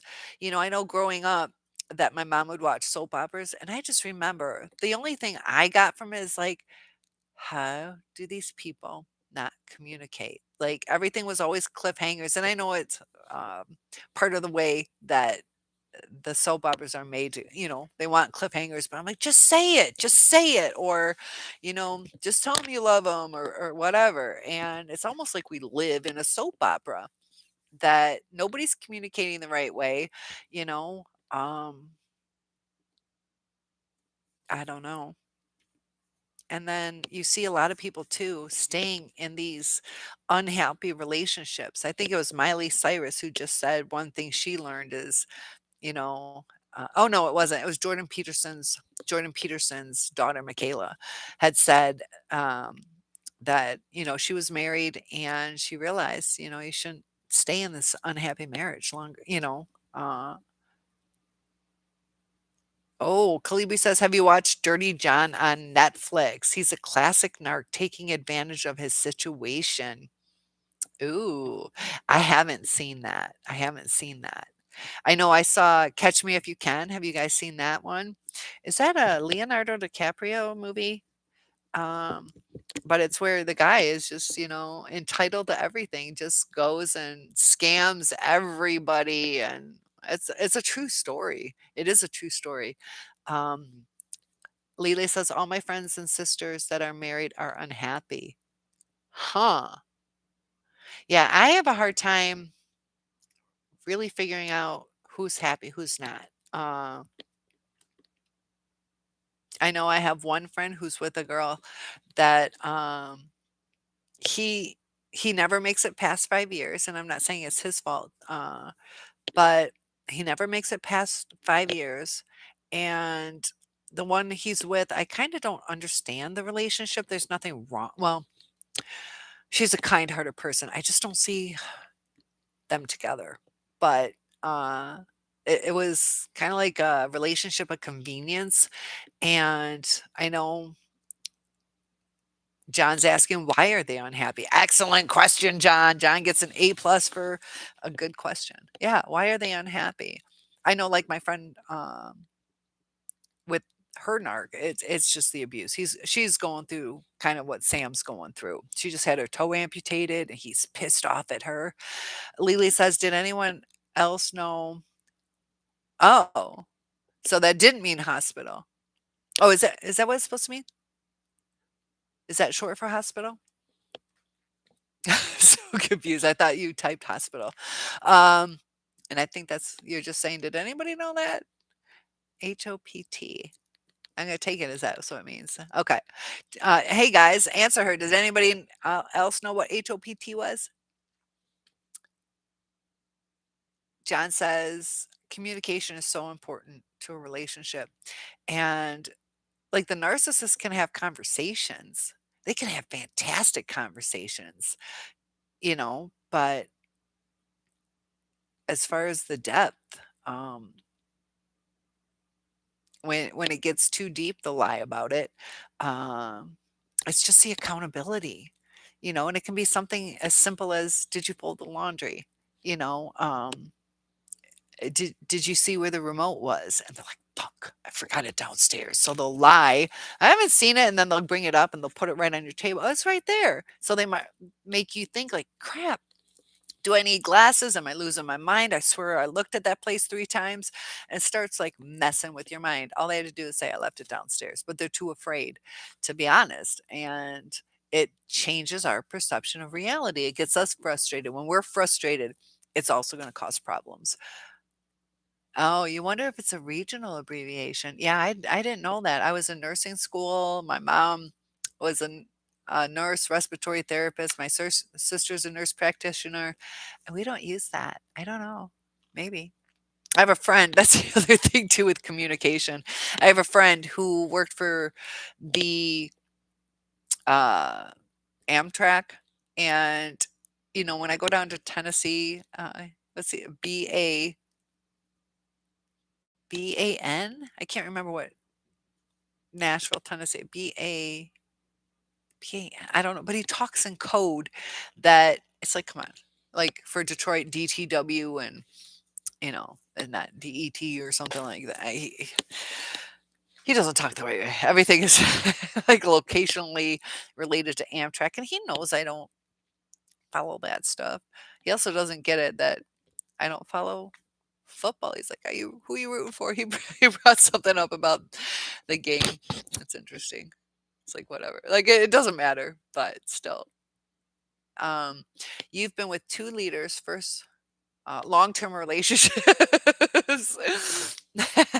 Calibri, um, he had a Diet Coke and he had a regular Coke. Calibri says, I've been with two long-term relationships. The first one was 5 years and the last one was 16 years. Both sadly are narcs. Um, and sometimes they last longer on the second one and sometimes they last shorter. And which one was more severe of a narcissist? Because sometimes too, as we get older, uh, we might change the way we act. Interesting, Calibri. Oh, Running Bear. I want to read what you have to write. Am I taking Caboose is your last light? Running Bear Caboose. Caboose. Reminds me of a cheer we learned. And shake your caboose. Woo, shake your caboose. Come on, everybody. Come on, everybody. Shake your caboose. How loose is your goose? That was a cheer. You like that? You like my little New Year's cheer for you guys? And yeah, I was a cheerleader at three different colleges and universities. And I hate to say this, like culturally, I went to, and I hope it's okay to say this because when I went to Wayne State, it was mainly white people, and it was all the fight, go fight. But I went to pretty much there was what two Asians. I was the only white person, and then it was like a black school, and man, they got down. They did like the stomp the yard type stuff. That was so fun. That was so fun. And I could do the splits. Yeah, I could do the splits. Running Bear says your favorite is cheerleaders. So yeah, I told the story where I my daughter was like 12 years old doing cheerleading. I'm like, I miss it. So I called the college. I'm like, when are your tryouts? And I tried out, made the team. I should show you my picture. So I'm cheering for football players that I don't even go to their school. I'm like all I did. And of course I'm investing in the shoes and all that stuff. That was a long drive too. It was like almost hour and 40 minutes to get to practice. I'm like, do I miss it that much? But I did. It's fun. So, um, so is that really your last name? I know my narc neighbor lied, told me his last name was Love. I'm like, really? And then I helped him out getting a tire and go to pick it up, say his first name and last name Love. And they're like, huh? So that's how he got busted. Usually lies eventually come out. The lies somehow come out. You love the exercises. Kalibi says the second one was an alcoholic and eventually became terribly promiscuous. Okay. That can happen, and a lot of times too, when somebody is an alcoholic, there's usually underlying reasons, you know, that that cause that alcoholism that they don't stop. So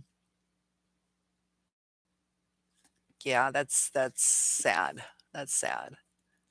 Where is JG? I know, JG, are you still here? JG. JG, leave us and go to sleep. John says, I'm thinking about building a real time machine, but not to change the past, but be an observer and possibly learn from it. So much for that. Not that smart yet. Oh, John. Just study for another hour. You'll get it. You're smart enough. Um, it would be interesting. Oh, you're still here cooking. Oh, we heard about Calibri had a wonderful dinner. What did you make? What did you make? Are you still here cooking? What is she making us? Oh, Running Bear, you keep retracting your messages. Are you on the down low? Are you with the CIA? Yeah, we're all interested. Lily's like, what are you making? Oh, mahogany. I have a feeling it's gonna be good. Now she's like, it's pressure. Oh my gosh, I just made toast. Like, I made my dog some chicken. That's what I did. Um, I had dinner at my sister's. It was really nice just hanging out with people. English muffins. Did I just say she's like, I just made toast. English muffins are good though. Keto though. How do you do English muffins keto? I saw mahogany, black eyed peas, and glazed ham. So yeah, Calibri had some ham and uh, beans and greens, and with some ham. Oh my gosh, yeah. And you know what? We used to always have um, ham, and we had prime rib today. It's changed over the years. We used to always have like traditional stuff, and it does sound good, doesn't it? And Running Bear says, "Make them your selfie. We want to see your food." And, oh, Ebony, you're back. You are in and out watching church online, and that's fantastic. Yeah, it can be uplifting. All the energy that you can get. Um, Churches really can play a big part in our healing. Um, and so we don't always have to go to church. There are. It's nice that they have the live streams. I'm assuming it's a live stream. There are different replays, and like I said too, with that NAMI, if you need somebody for a coach, um, you know, in this new year, my hope for you guys is not to really struggle with the depression that we do struggle with times, or jealousy, or the wondering what ifs. We can't change the past. We have to know that. And Ebony says, yes, live stream. Fantastic. Yeah, see it in real time. Oh, nachos sound really good over Doritos. Oh, I don't think I've ever had that. That sounds so good. You guys are making me hungry. I'm here. The food's way over there. That's why my mom's still in the hospital because she can't walk from the living room all the way over there. I want to get Dixie to bring me my drink. Dixie. I felt bad too. There was 4 dogs at my sister's house today, so I left Dixie home because I thought it might be overwhelming. I probably should have taken her because my other sister got a little dog and I didn't know how that would work. But I was telling you too also about that friend Elisa, how her brain injury caused her to react in crazy ways. And it was due to a viral infection, viral encephalitis, the pressure on her brain. But when your brain is damaged, it will cause our narcissist, or even us, now that we're dealing with our CPTSD, to sometimes act different and feel different. I also saw something too, and of course it's relating to drinking and driving, or driving high, but it says if you feel different, you'll drive different. So with us, if we feel different, we're going to act different. We're going to um our energy is going to be different. So we got to pump up our energy to draw in high energy for us too. And Running Bear says religion. Yeah, religion can be great. John says you shared New Year's treats with the pet gang. Lily's walking the dog, but you are here. Fantastic. Running Bear, blessings. Happy New Year. Yeah, it is. Ooh, Central Time is. Oh, it is about to drop the ball. I don't have my seconds timer, but we are getting ready. Happy New Year, everybody. 10, 9, 8, 7, 6, 5, 4, 3, 2, 1. It's coming, Ebony. Oh my gosh. Hi, Lily. Oh, we got just a few more seconds according to my computer. It is about to be New Year's Central Time 2022. We just got to wait for Mountain and Pacific to catch up with us. Well, Happy New Year! Yay! So celebrate. Look at all those hugs and kisses. We got some bright, shining stars. And Yeah, fire. Look at John, all the pet gang. Fantastic. So we did. We got it. We right there. It is Eastern Standard Time, so it's 1 a.m. I'm in 1 a.m., but my daughter's in Central Time. Some of you guys are waiting over in Pacific Time. But I missed the countdown by 4 minutes, I think. So I'm making up for it with Central Time. Ebony, yours was a 10-month one, right? Yes, yes. And yeah, she says correct. So, yes, uh, we've made it. We survived at least an hour so far. We have survived. And are you guys feeling positive about the new year, or are you just kind of a little scared? Kalibi says still 2 more hours before New Year's here in the West Coast.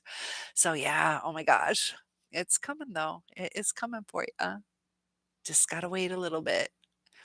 I'm wondering if I should transfer you guys into the kitchen. This must be because of my daughter. Yeah, you got the Central Time people, but I got uncles and cousins out in California, so those are Pacific. So, Kalibri, hang in there. Yeah.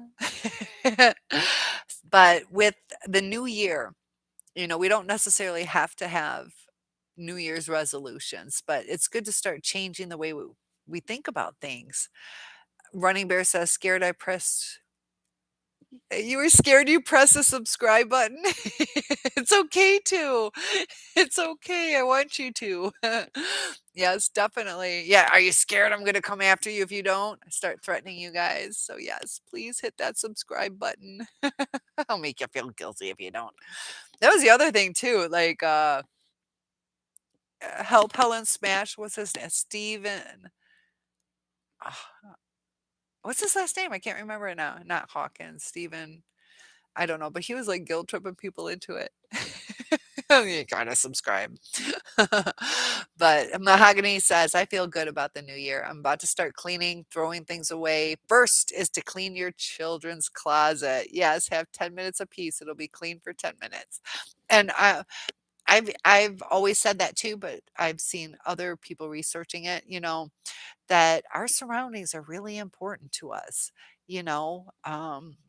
It changes how we feel about things, and um, just like a little gift, sometimes even just a little chapstick wrapped the right way will brighten your mood more than just, somebody handing you a chapstick.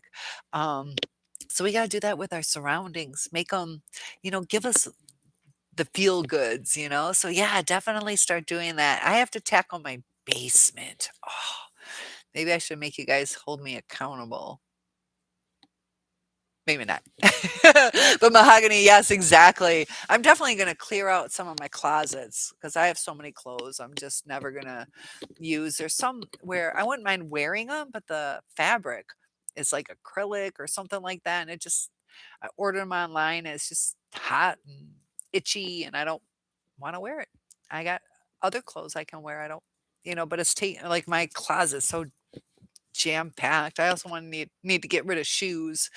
'Cause I have shoes I've never worn, I have shoes that are 35, 40 years old that have been worn once, so I need to get rid of those. Kalibi says, "We'll have a different fireworks around the Space Needle. They will pair it up with 200 light drones." That'll be neat.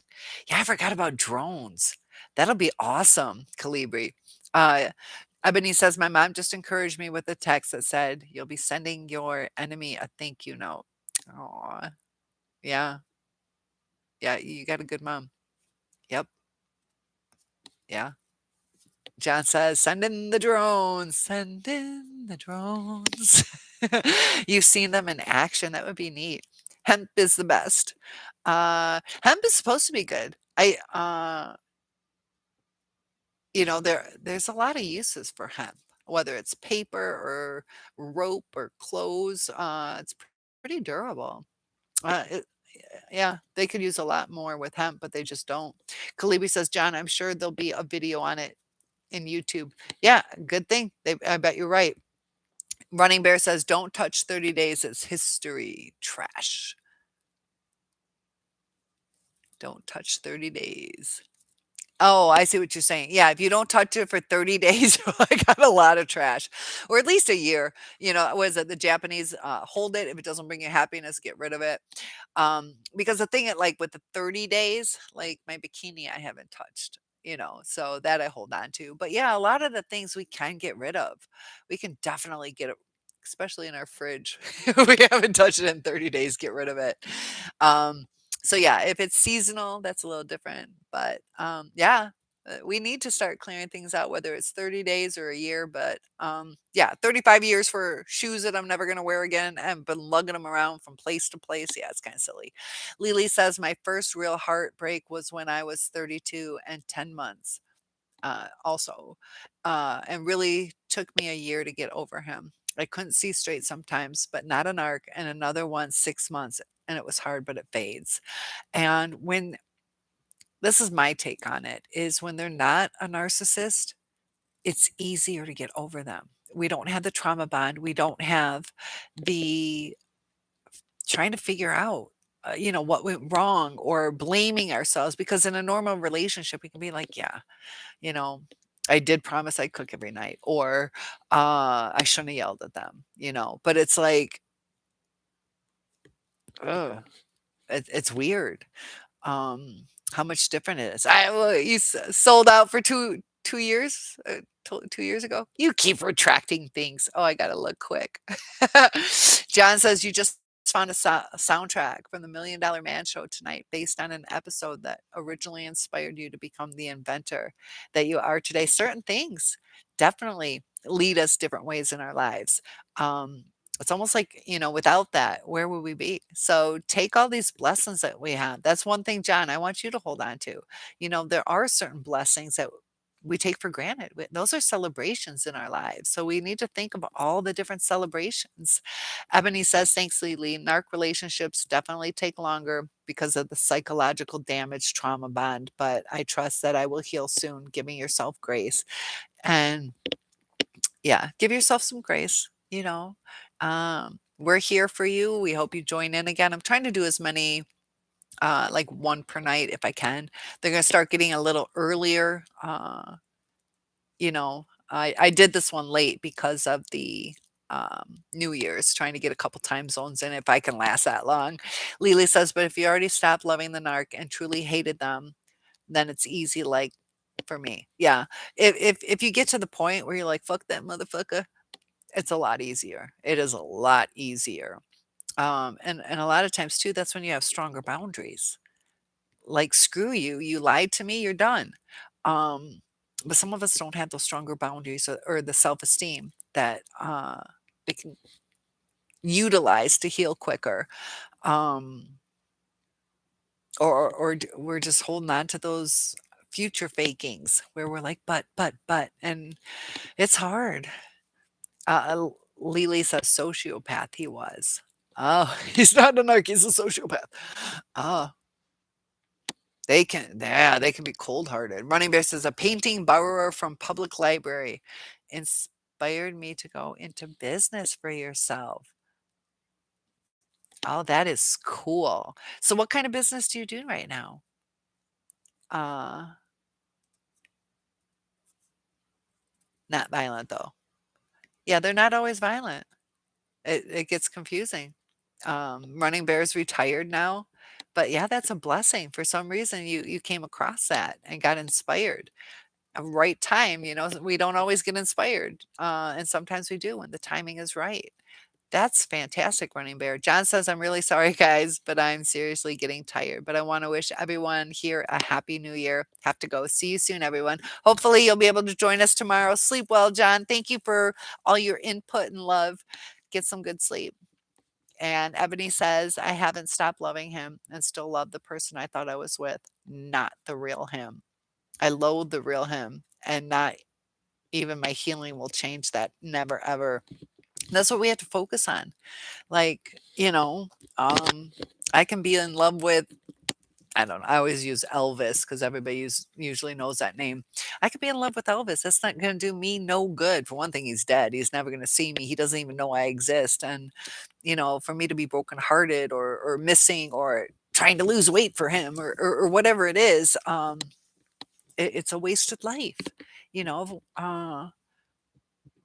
over somebody who's not going to return um, things to us. People who either didn't exist or treat us like, I don't know. So yeah, the real him, uh, to be that cold, yeah, yeah, to to to play you like that. It's like that Dr. Jekyll, Mr. Hyde. So, you know, you might love, who is it? Dr. Jekyll. I can't remember. Is it, which one's the mean one? He turns into Mr. Hyde, right? So I don't know. Is that how it goes? But yeah, to be in love with one side, but we forget about the true side. And, you know, they talk about the devil, they come as your friend. You know, the devil comes as your friend. He's not going to go, I'm going to shoot you in the face and expect us to do his dirty work. He's going to, you know, do what like our narcissists do. They come in like a snake, slithering and pretending that they're our friends. Lily says, yeah, I had to face it with another ex relationship that you can't change anybody. So don't bang our heads over it. Very true. Yeah. Mahogany says, I wish I would have knew better long ago. The narcissist is disgusting. Um, yeah, I wish I knew too. I wish I knew too. And I wish the red flags were easier, you know? Oh, Calibri, the coffee is ready to brew tomorrow. And Running Bear says sad. Yeah, it can be really sad, the things that we go through and how sad the narcissist is. How disgusting. I like that word. It's disgusting how they um, treat us so coldly. And they treat us like an object because that's how they see us. Like I throw my garbage out and I don't even know what is in it. I forgot what I threw away. I don't give a crap, you know, and um, that's how they are with people. You know, it's almost like they don't even know what they threw away, and they're people. JG says, Lily, do you want to be in a relationship or just single and chill? Uh, so, Lily, where are you at? Where are you at emotionally? Are you wanting a relationship? Sometimes, too, there's people who write off relationships. Don't sell yourself short. You deserve happiness. And, you know, not everybody's a narcissist either. So, if that's something that you're hoping for, do I want a relationship with the right person? Unfortunately, I'm the type that like if I didn't have to have sex with them, like I'm a freak. If I really like you, I'm a freak. Uh, but there has to like that's happened twice in my life, you know. Um, so I don't just kiss. I don't just make out. I've met some really good people too, and I don't know if it's because I've been raped or things like that. Like I'm okay, like when I was with those two, but I have to have that passion. I have to have that intense desire. I don't just want to have, yeah, freak. Just, you know, a very open, comfortable, yeah. I, I don't know.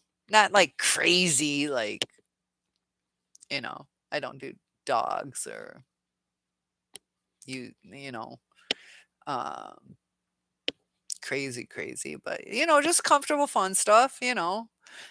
Okay, cool.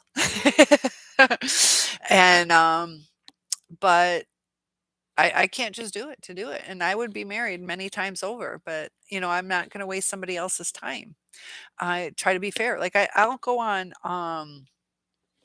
outings with a guy, but, you know, in a sense, it's a hard thing because I'm not leading them on. They know, you know, where I stand.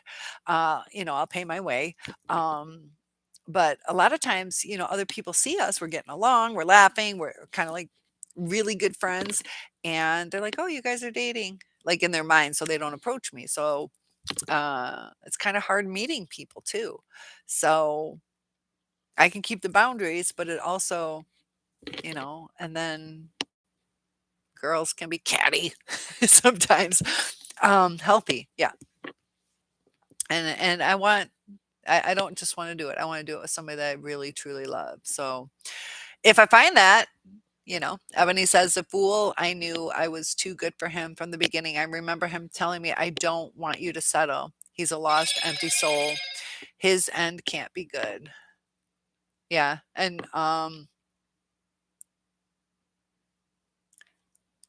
don't want you to settle.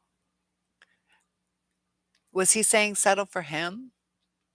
Sometimes, I'm not sure if this is exactly what you mean, but sometimes they know that they're doing us wrong, so they'll say, "I don't want you to settle," and what I hate too, this is what I hate, "You could have any guy you want." It's like, obviously not, because I want you, but yeah, I'm looking for, something like a soulmate, somebody I can trust and, um, just be myself with, you know, and it's that sex thing, I can have sex, but I don't wanna be with somebody I don't wanna be with, physically, and I got some best friends who'd be nice to have as a husband, but it's just not gonna be. Kalibi says, "Same here, I mindfully told the guy who presented his interest on me, he's just not my type." Yeah, and it's sad, I probably would have been married 1,000 times over. Not quite, but you guys know what I mean. Lily says, "I here and there had boyfriends, but raising my daughter, so not the first thing on my plate." Yeah, if it's meant to be, it'll be. We also, kind of have to watch the kids. We don't want to be bringing, um, a ton of boyfriends. Like, if it doesn't work out, when do we bring it around the kid? And yeah, it'll happen when it's meant to happen, Lily. Kalibi says, "Yes, yes, the sexual energy is not there." Yeah, like, that is like, I crave that. That's amazing, and I'm not settling for anything that's mediocre. I don't know if that's healthy or not, but that's me. I want it good, otherwise I don't want it, you know? Uh, Ebony says, "Yep, that's it. He knew he was beneath me and that his intentions were evil." And like they say, the narcissist will tell on themselves. They will tell you what we're dealing with. That's a perfect example because he's trying to say, I don't want you to settle. And it's like he's saying that because he knows what he's like. Because if he could do right by you, and it's so weird. Exorcism. Uh, yeah, let's talk about that in a second. Lily says, never did she meet boyfriend. Oh, running bear. Well, now we're not going to talk about it. All right, take away the word, I take away the discussion. Kalibri says, if there's no spark, there's no bark. So you like a doggy style too. Ebony says, I wasn't even attracted to him initially, and I tried to break it off several times. Sometimes too, attraction can happen over time. Yeah, it's weird how like little things, like, "I like your knees are so cute." We're now in love with them. He's no prize, to be honest. I've never been married and don't have children yet. He was married twice and has 4 kids. You said twice to the first lady, correct? Or to one lady? He was married twice to his wife, um, and they just got divorced again, like a year ago. Um, but, and this is the thing, sometimes too when we're like, he's not really a prize, we deserve a prize. We deserve somebody who, you know, uh, that's why I don't want to settle. I don't want to settle. Now we got to make compromises. Definitely have to make compromises and, give people chances. Nobody's going to be perfect, but oh, Zen Joe. If there's no spark, there's no spank. Uh-oh. This is New Year's, not Christmas. We were talking about naughty then. I love it, Jen. Or Zen. Zen Joe. A lot of Zen here. I love it. Ebony says child support had to sell his house, etc. I'm hurt, but I won. Yeah, and we come out on top. We don't have to worry about the abuse anymore, you know? Running bear, time travel. You giving me all these topics today. We're gonna talk about time travel now. I like exorcism. The size does not matter. Size does not matter. Lily says that happened also like too big. I can't deal with too big. Lily says that happened also, Ebony, they grow on you. And then you're like, whoa, romance is awesome. It can, yeah, it'll grow on you sometimes. That's why we have to sometimes give people a chance. These male friends, they're just friends. Who knows? Maybe something will lead us together. You never know. Um, Ebony says yes to the same person, but that's a mess. Sounds toxic and unstable, especially since they got divorced again. Sometimes they're like, oh, I screwed up. But yeah, history repeats itself. JG says, I met a cougar in Cali. I wish I still had contact with her, clicked with her. Um, love them cougars. You're toxic, running bear. You're- And what are the things about you that are toxic?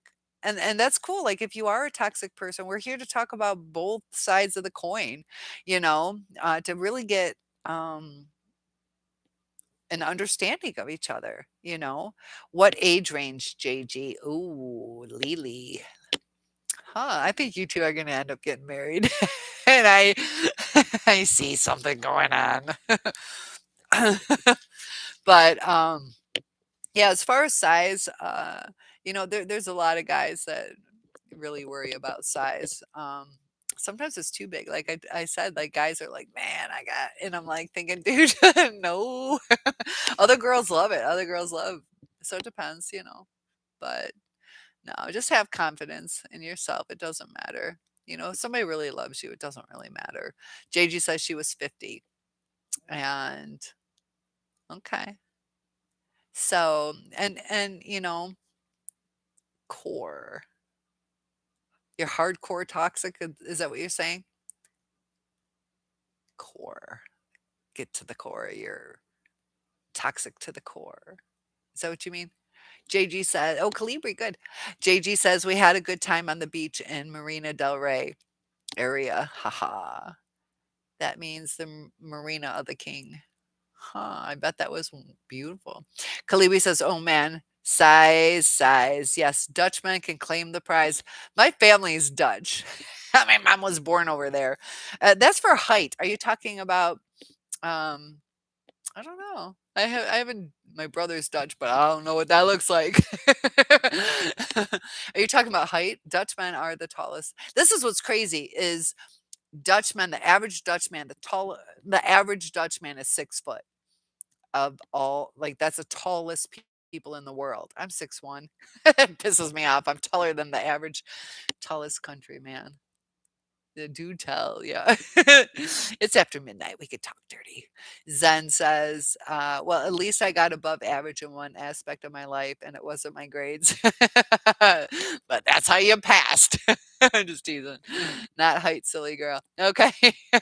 Well, I don't know. Maybe I should call my cousin who still lives over in Holland. Can I come visit? Running bears, bones are large. My bones aren't really large though. Boners? No. You gotta behave. Don't get me slap happy. You love MDR and Venice. Friend from high school moved there, so I went a lot. Oh, Venice Beach. Wait, Venice, Italy? MDR. Venice. Venice Beach or Italy, right? Uh, and H Beach. Oh, Amada. Good to see you. Happy New Year to you too. Huntington, California. Okay. Um, I went to Venice Beach before over in California, and I had a beggar who was wearing the whitest jogging suit, so pure white, like it had to have been brand new, and he was begging and he wasn't very kind to me. Uh, you see, where are they? Downstairs. You want to see? Oh, man, you wanna see some wooden shoes? I can show you wooden shoes. Let's see if my camera, I'm not even plugged in, am I? What am I plugged up to? Do you guys wanna see some wooden shoes? Gotta go back in the basement. I don't think there's any upstairs. So let's see. You guys wanna go for a trip? We'll go for a walk. Oh, I'm gonna fall down the stairs wearing glasses. Yeah, they're downstairs. You wanna see wooden shoes? I can't read your chat while I do this. Hopefully. Ah, I'm all connected. All the way downstairs. So go ahead and chat away while I go find. There's some pretty cool. They're Delft blue, and they're on my mom's sewing. Like I said, downstairs is kind of a mess because uh, with my father and grandfather passing, everything's trying to pack up. Where are they? Yeah, you want to see some Dutch shoes? Wing Center, and here they are. Doo-doo-doo. Got some Dutch shoes. See, aren't those pretty? Got some Dutch shoes, some wooden shoes, some clogs. All right, we're going back upstairs. What'd you think about that? I could stay down here. Look at this big old mess. Lots of sewing. My mom used to have a 14-foot sewing machine, did a lot of quilting. Well, there's Dixie Doo. Hi, Pup Pup. So we're going back upstairs. So there, you saw my wooden shoes. Now it's official. You know I'm Dutch. So Amada, how are you today? You're asking how everyone is. We are going to have a great 2020 this year. God bless you all. And I agree, caring fully. Yes, take us. So up here, you see some more Dutch. Look at these cute little wooden shoes. These got little wooden shoes. We got our little Dutch lady. Do you see that? That little house thing says Flying Dutchman. There's another wooden shoe. It's a pin cushion. What else do we have? We got some. Here's another. Do you see that? We got some windmills. That blue wooden shoe. Got some more Delft blue vases. I don't even know what they have. But yeah, little Dutch family. How about some Dutch chocolate? We need some Dutch chocolate. We might have some hachel. That stuff's really good. Your uncles make saddles. Ooh. Hachel. Vlog. Oishka is what I call happy birthday. I have been trying to get it to sink into my head how to say happy birthday. It's like hoishka. I can read it though. I can understand what it means. And it's weird. I've only studied French, Spanish, sign language, Japanese, Chinese. I can read Italian because I know Spanish, but yeah, Dutch. I can somehow. I've learned some, but no, not really good. I Kenmare 58746. Is that a zip code? Oh, Running Bear. Playing secrets. Lily, do you like younger guys? Oh, Lily. I gotta check out your profile picture. You are getting hit on like crazy. City Square. Yes, we're gonna sit in the kitchen for a little bit. Have some little Christmas lights going on. Hope this is okay. A little more comfortable. What did I miss? You love the blue and white. That's a Delft blue. That's very Dutch. I don't even know what else we got going on. They redecorated. My mom has some like, oh, my batteries. I gotta go plug in my battery. All right, guys. Gotta go back. I was charging my phone. So hold on. Hopefully it doesn't disconnect. I'll get all situated again. Bear with me. Go ahead and type, and then I'll answer you guys. I got like 2 seconds to do this. Bear with me. Oh, I could have plugged them both in. Got 2 seconds before it runs out. 5, 4, 3.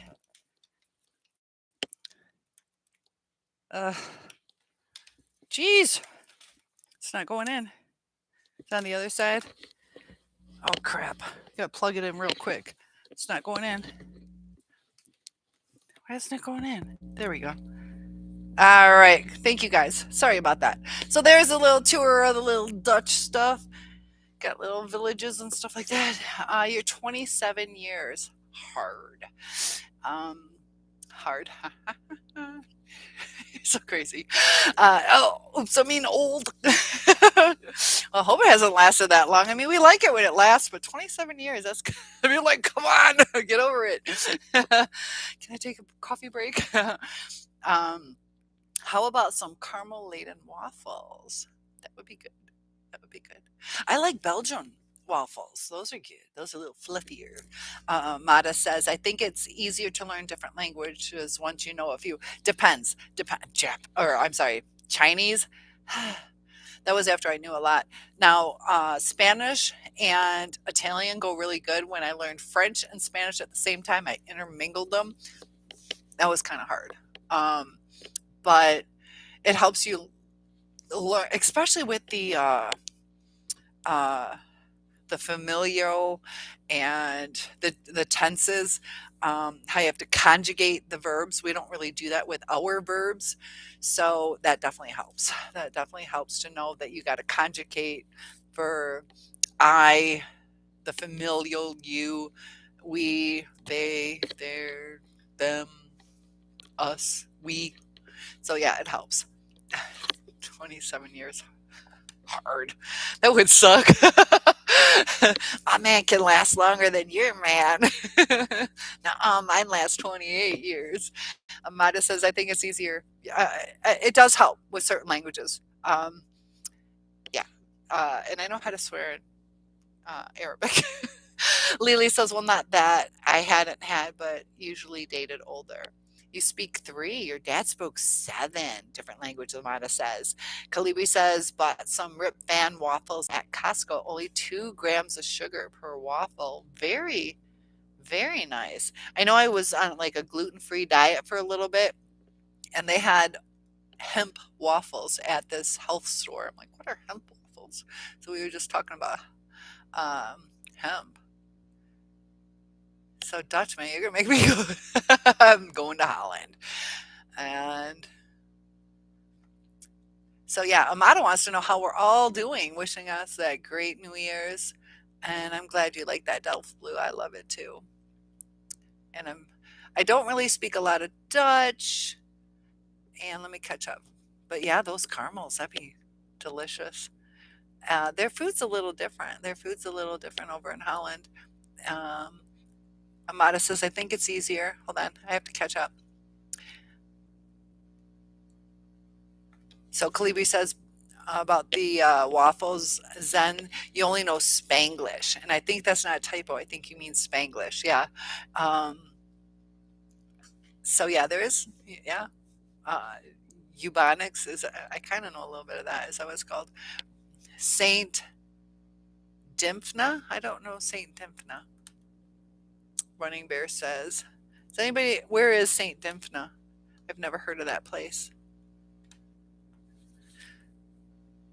But it's really cool too, like the different cities around here that you know what they mean. Uh, is cool when you can kind of see things like Rue 21, that clothing store means street 21, different little things like that you can translate.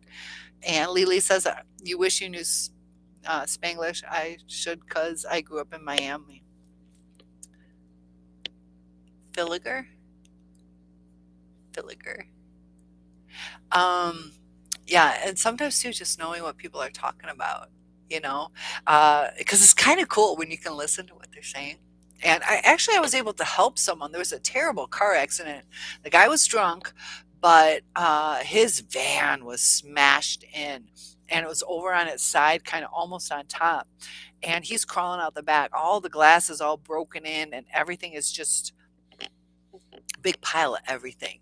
And so he comes out and he doesn't know any English at all.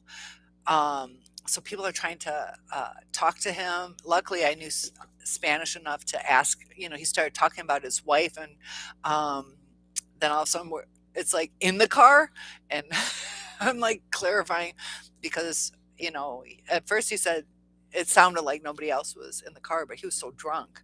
And then he said something, and it was good that I was able to translate for him between the cop and him. And I actually, felt a comfort with him. He didn't seem harmful, so I wouldn't necessarily suggest doing this, but I let him sit in my car while they um, called, like, who they call, EMS or whatever they called. But he was luckily okay, but he did get arrested. But we were able to kind of communicate with each other. It's kind of neat, but he was so scared.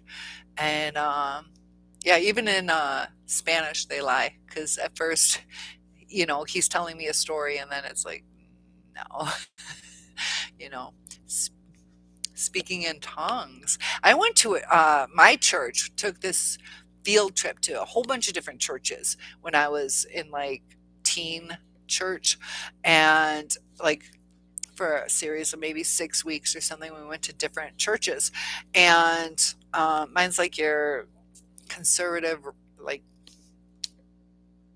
I don't want to say normal church, but that it was normal to me. So we go to one. Uh, is it Protestant? I want to say it begins with a P. Protestant. But all of a sudden, like, they're doing the choir, everybody's singing, and I'm thinking, how rude. The choir is singing and people are just talking, and it turns out they were speaking in tongues. And it's supposed to be, if the word is meant to be heard, it'll be understood, like people talking in different languages.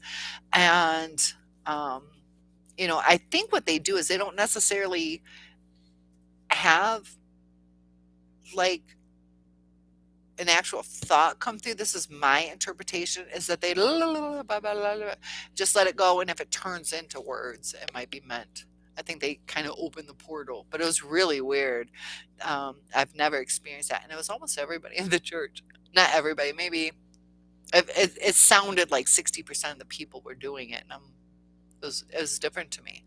Um, Zen Joe says, you're from Los Angeles, and it means the angels in Spanish. A lot of parts of Los Angeles are in Spanish. Yeah, my Del Mar is where my uncle is. That's cool, of the sea.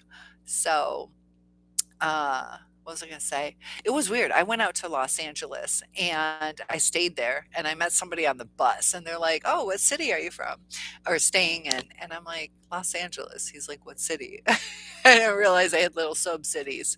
So that was a learning thing, because I'm like, God, dude, I'm telling you. And he kept asking. But yeah, Del Mar. So yeah, that's fantastic that you're over in Los Angeles. It was an experience. I thought over in California, I'd be kind of lost in the crowd. My hair's a little darker now, but being a tall blonde, I'm 6'1". I thought I'd get lost in the crowd. That there are all these tall blondes out there, and no, there was a lot of like Asian people when I went there, and I don't know how many Spanish. Probably some Spanish people too. I went by the UCLA, so there was a lot of Asians in that area. Calibri says, correction, Saint Dymphna is the patroness of the mentally ill. Oh, interesting. I'll have to check into that. I don't know. That's interesting, Calibri. Um, JG says, Lily, I'll drive you nuts. I like cashews. Do I get any nuts? Running Bear says, never been hit harder than a dead man. At least it doesn't hurt. JG says, no bluff to Lily. Oh, he's telling you the truth. He'll drive you crazy. Amada, that is interesting. Open the portal. That's kind of what I think they're doing. I don't think they're, hola, me llamo Cindy, da da da da da. I think it's just and if it turns into it, I think that's how it's, because there's too many people.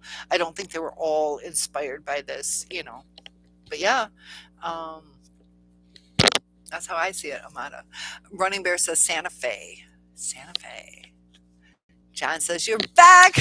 We knew you couldn't stay away. You missed all the dirty talk, John. John's addicted. And JG, do I want nuts? I live in a nut house. Just two, please. Lily says, everyone got to clean and take dog again. Take care. Cheers. Okay, Lily. Are you leaving us forever, or just like, you're just going to take a little moment? So we love having you here. Joe says, all LA is, in my opinion, is a diamond covered poop. We are a desert swamped with fast food chains. The weed is great, though. Well, well, that's probably why there's so many fast food chains. If you're a pot smoker, I don't smoke it, but when I was heavier in high school, and it was kind of like tempting. Like, I don't know. Everybody's like, man, we had so much fun. I'm like, oh, I don't know. Do I do it? And they're like, yeah, it was so much fun. And then we got the munchies and we ate this. I'm like, I'm not going to break my diet. So I wouldn't say nothing. I was a good girl, but I think I was an extra good girl because of just how much it would break my diet. So I've never, but you hear about the munchies. Running A dead man hit him very hard. Amada, yes, but it's church. Open the portal for whom do you think? Who? Yeah, it makes you wonder, is it always going to be good? You hope so, you know. Um, I'm a Christian, but I told you guys that, I kind of dabbled with the Ouija board before, back in the day. That was some scary shit, some real shit. And that's kind of what solidified my belief in the good, just to see, yeah, there's something out there. And yeah, some weird happenings.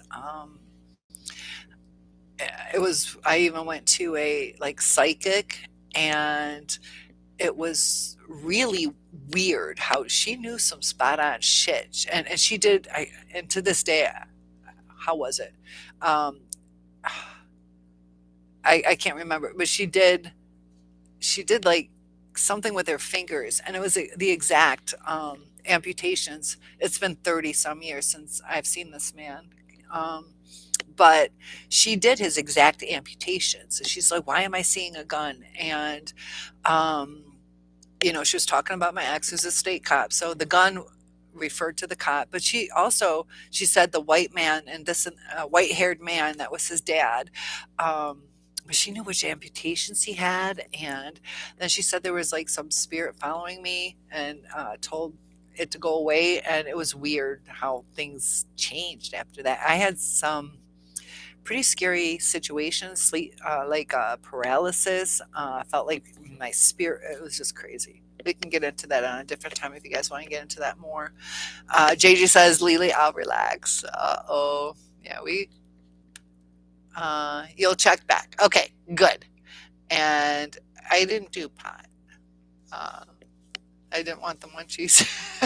But yeah, I don't judge people. Do what you want. It's legal now too, so be it. Uh, JG, there you go, John. Her personality is a turn on. Whose personality? Running Bear, reflex. The reflex. Lily says, good. Yes, check back. JG says, Lily, I'll relax. And to Joe, about Colors, rad movie. I haven't seen that. Yes, I smoke. The Devil's Lettuce. It's not as bad as beer, in my opinion. I've never really tried it, so I don't know, but probably. You're probably right. John 10:10. You gotta let us know. This is the second time or third time that you've brought up John 10:10. What does John 10:10 say? I don't know I'm staying at my mom's. I don't know where their Bibles are. I have a Bible in my bedroom. It's in a very special case that my sister gave me. And it's the Bible I had when I was 8. I like the pages I like how it feels. The children's Bible. I have like adult ones too, but I like my children's Bible. Kalibi says, same here, but it's spiritually dangerous. Tarot cards and pendulums, crystals. Yeah, I don't dabble in it anymore because the stuff I dabbled with was real enough to say, fuck that. John says, funny, Cynthia, back in the 70s, you got your hands on such a board. And yeah, I had one. I went to buy it, and because I said how my friend's mom used it. So I went to Toys R Us. Interesting how a Ouija board sold at Toys R Us. That I picked one up, and the lights above me went out. And I freaked out, and I put it back and grabbed the one underneath. And everybody's like, you should have grabbed that one. But it was weird. Why did that light go off? And I didn't get that one. But each one is different too. And like the lady that was doing it by herself knew secrets about me. I never met her. And like she even knew when I had that sensation, like I didn't, move. And she's like, it was, see, I can touch you, I can feel you. I still remember the words, and I still remember what a bit like, oh, thanks. He was like, you're so beautiful. And I'm like, oh, I'm flirting with a freaking Ouija board. To be young again. Running Bear, they are the middle spirits, and I believe you. I agree. That's my take, your take.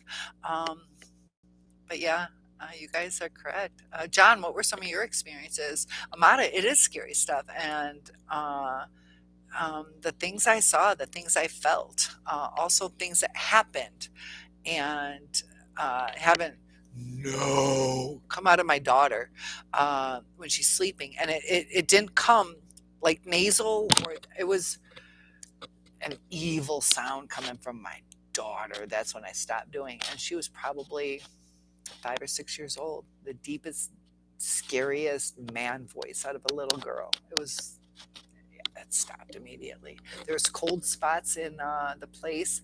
They busted out a friend. I let a friend stay with me, and I said, "You can stay here as long as there's no, you know." I told her not to bring pot. At that time, it was illegal, and so her and I were doing it. There's no way she's going to bust herself out because I was adamant you can't have it, and it's telling all her little secrets. So she was not trying to tell on herself. It's like, whoa, kind of interesting. And I didn't know it, so it's not me doing it, because, but that one lady did it by herself and knew so many secrets about me nobody else did. Uh,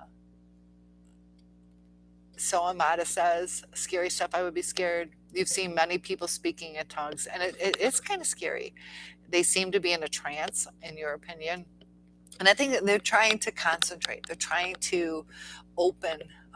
They are trying to channel, you know, and I think they have like a good heart. Like, use me if you need to say something. God, speak through me.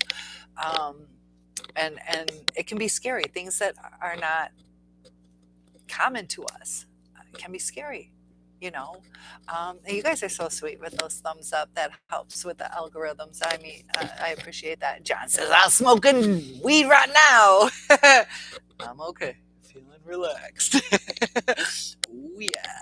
Amada says, yeah, I love topics on the metaphysical. We'll have to do something about that. Some people think it's like demonic possession. And some people say that too about the narcissist. Running Bear says, going to Flora Nugs live now much. Live now much. Flora Nugs. Where is Flora Nugs? John says, you're on the High Life too. You guys are crazy. JG is asking Lily, are you retired? Running Bear, circle horizon 2 up.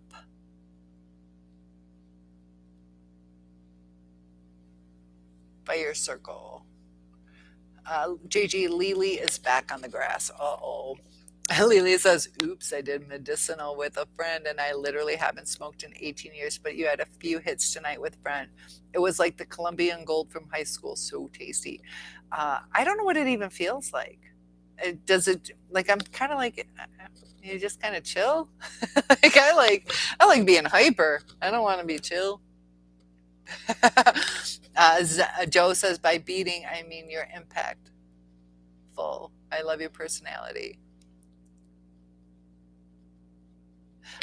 And are you talking to me? I don't know. Do I say thank you or are you talking about somebody else? JG says The Sixth Sense. Have you seen that movie, The Sixth Sense? I love the twist at the end. I saw dead people. You are talking about The Sixth Sense. Yeah, that was a good movie with Bruce Willis. I really enjoyed that. And I'm catching up. I see I missed some of you guys, so I'm coming back. JG says, personality is a turn on. Personality is. Confidence is a turn on.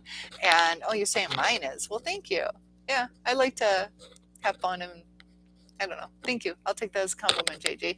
Lily says, you used to smoke on way to court, being a court reporter in my 20s. So a few weeks ago. I love it. You're going to court. That's like cops. Was that when it was legal? JJ says, you got me hot and bothered. Haha. Uh-oh. Amada says, Running Bear, what are middle spirits? So, Running Bear, I'll let you go ahead and answer this question. What I think Running Bear is meaning, it's kind of like the in-between, kind of like the portal. Like, I think it's, the halfway point is what I think. And you might mean something a little bit different, Running Bear, but that was my take of it, like the middle step. You got something, and then the portal, and then it comes to us, is my take on what he was trying to say. And correct me, I think you're a guy, Running Bear, so if you're not, you got to tell me. I love that smoking weed right now. Um, it's like flip flopping, guys. So if I'm missing some, you see the connection between which reason narcs, they love the control. I know I'm missing some of you guys. I'm going to try to scroll up. Okay. Okay, good. I'm not that far off. And Lily's high on life too. That's kind of where I'm at. I'm just high on life. Yeah, and thank you guys. I love those thumbs up with my algorithm. That helps. JG is asking Lily, are you retired? Running Bear, Burning Ring of Fire is one of many. Yeah, the Burning Ring of Fire. Zenjo says to Lily, I need to try that Colombian gold. It sounds interesting. I wouldn't mind getting super stoned and try to catch a Casper or something. Careful, you might see one. And I think you're talking about Casper the Ghost. Calibri says, I see the connection between witchery and narcs. They love the control. And it's also the control of the destiny of the outcome. Amada says, oh my God, my ex-narc was definitely possessed. When he slept at night, he would make growling sounds. His stomach would move the way a pregnant woman's belly moved with a baby in her womb. Oh gosh. Oh, Amada. Oh. Running Bear says Guns N' Roses. I like Guns N' Roses. Is Axl Rose still alive? Did something happen to him? I can't remember. I like Guns N' Roses. Welcome to the jungle. That's not right. Lily says, I still work, but not court reporting anymore. Burnt out. No. Nope.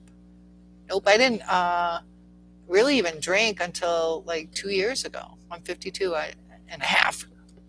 But no, never even drank. I had like, up until 2 years ago, I had maybe 16 drinks in my life. One was like a sip to toast at my sister's wedding. I never really drank. He's talking about me. No. Running Bear says, go to Floor Nugs live, sweetheart. You will know me there. Is it a concert? I'm very naive. You guys got to remember, I was very transparent about that. There's so much. I know it was a Burning Man and I can't remember the names. They're so fresh. Oh gosh, I'm still learning. Lily says, John, I'll get the real music. Do you mean music? The real messic? I don't know. That's something I don't know about unless you mean music. Lily says, oops, I'll get the medicinal name of it. Okay. So the medicinal name. Yes. That way, if you get it at I want to call them commissaries. What are they even called? I don't even know. It's not a commissary. That's for veterans or servicemen. What? It's not confinery. What are they called? I don't even know. It begins with a C. Amada says that dude was creepy. Zen, not even. I don't like eggnog, so no. I don't even like eggnog. So, but the last 2 years, I've kind of enjoyed some wine. But no, till then. Calibri, when I was playing tarot cards, I saw the blonde narc woman as illustrated in one of the cards as temperance. Yeah, tarot cards. What do you believe in tarot cards? That to me is too much. And you guys are so sweet with those likes. I think tarot cards are, I don't know, kind of too much of a luck of the draw. I don't know. And also the interpretation. I'm not like the Ouija board shit, but I don't know about tarot cards. I don't know. That to me, not seeing too much in those. But I don't know. It's almost like horoscopes, where I could tell. I could say, "Oh, month of June." You guys are wonderful people with a kind heart. And then, July say, you're a go-getter, like pretty much a dispensary. Thank you. That does not start with a C, dispensary. But to where it's too general, if it's too many people, dispensary. That sounds like commissary. Maybe I'm remembering the last half. Thank you for that. Lily says, "Me too. Don't drink a Black Russian. I like though if I do." Yeah, there's times it's like I don't really drink, but I know what I like or what I don't mind. And right, I don't know. Cynthia, did you like my robe picture? Was that really you though? Is that a stock photo or is that you? Alan said something about it. I was like, I don't know if that's a stock photo. So yes, thank you for sending that. But is that really you? I did see it. Calibri, it's kind of creepy playing with tarot and pendulum. Yeah. Tarot cards are for weirdos. Well, I don't know if I put much stake in them. Some people do. I don't know. Um, and you're a Gemini.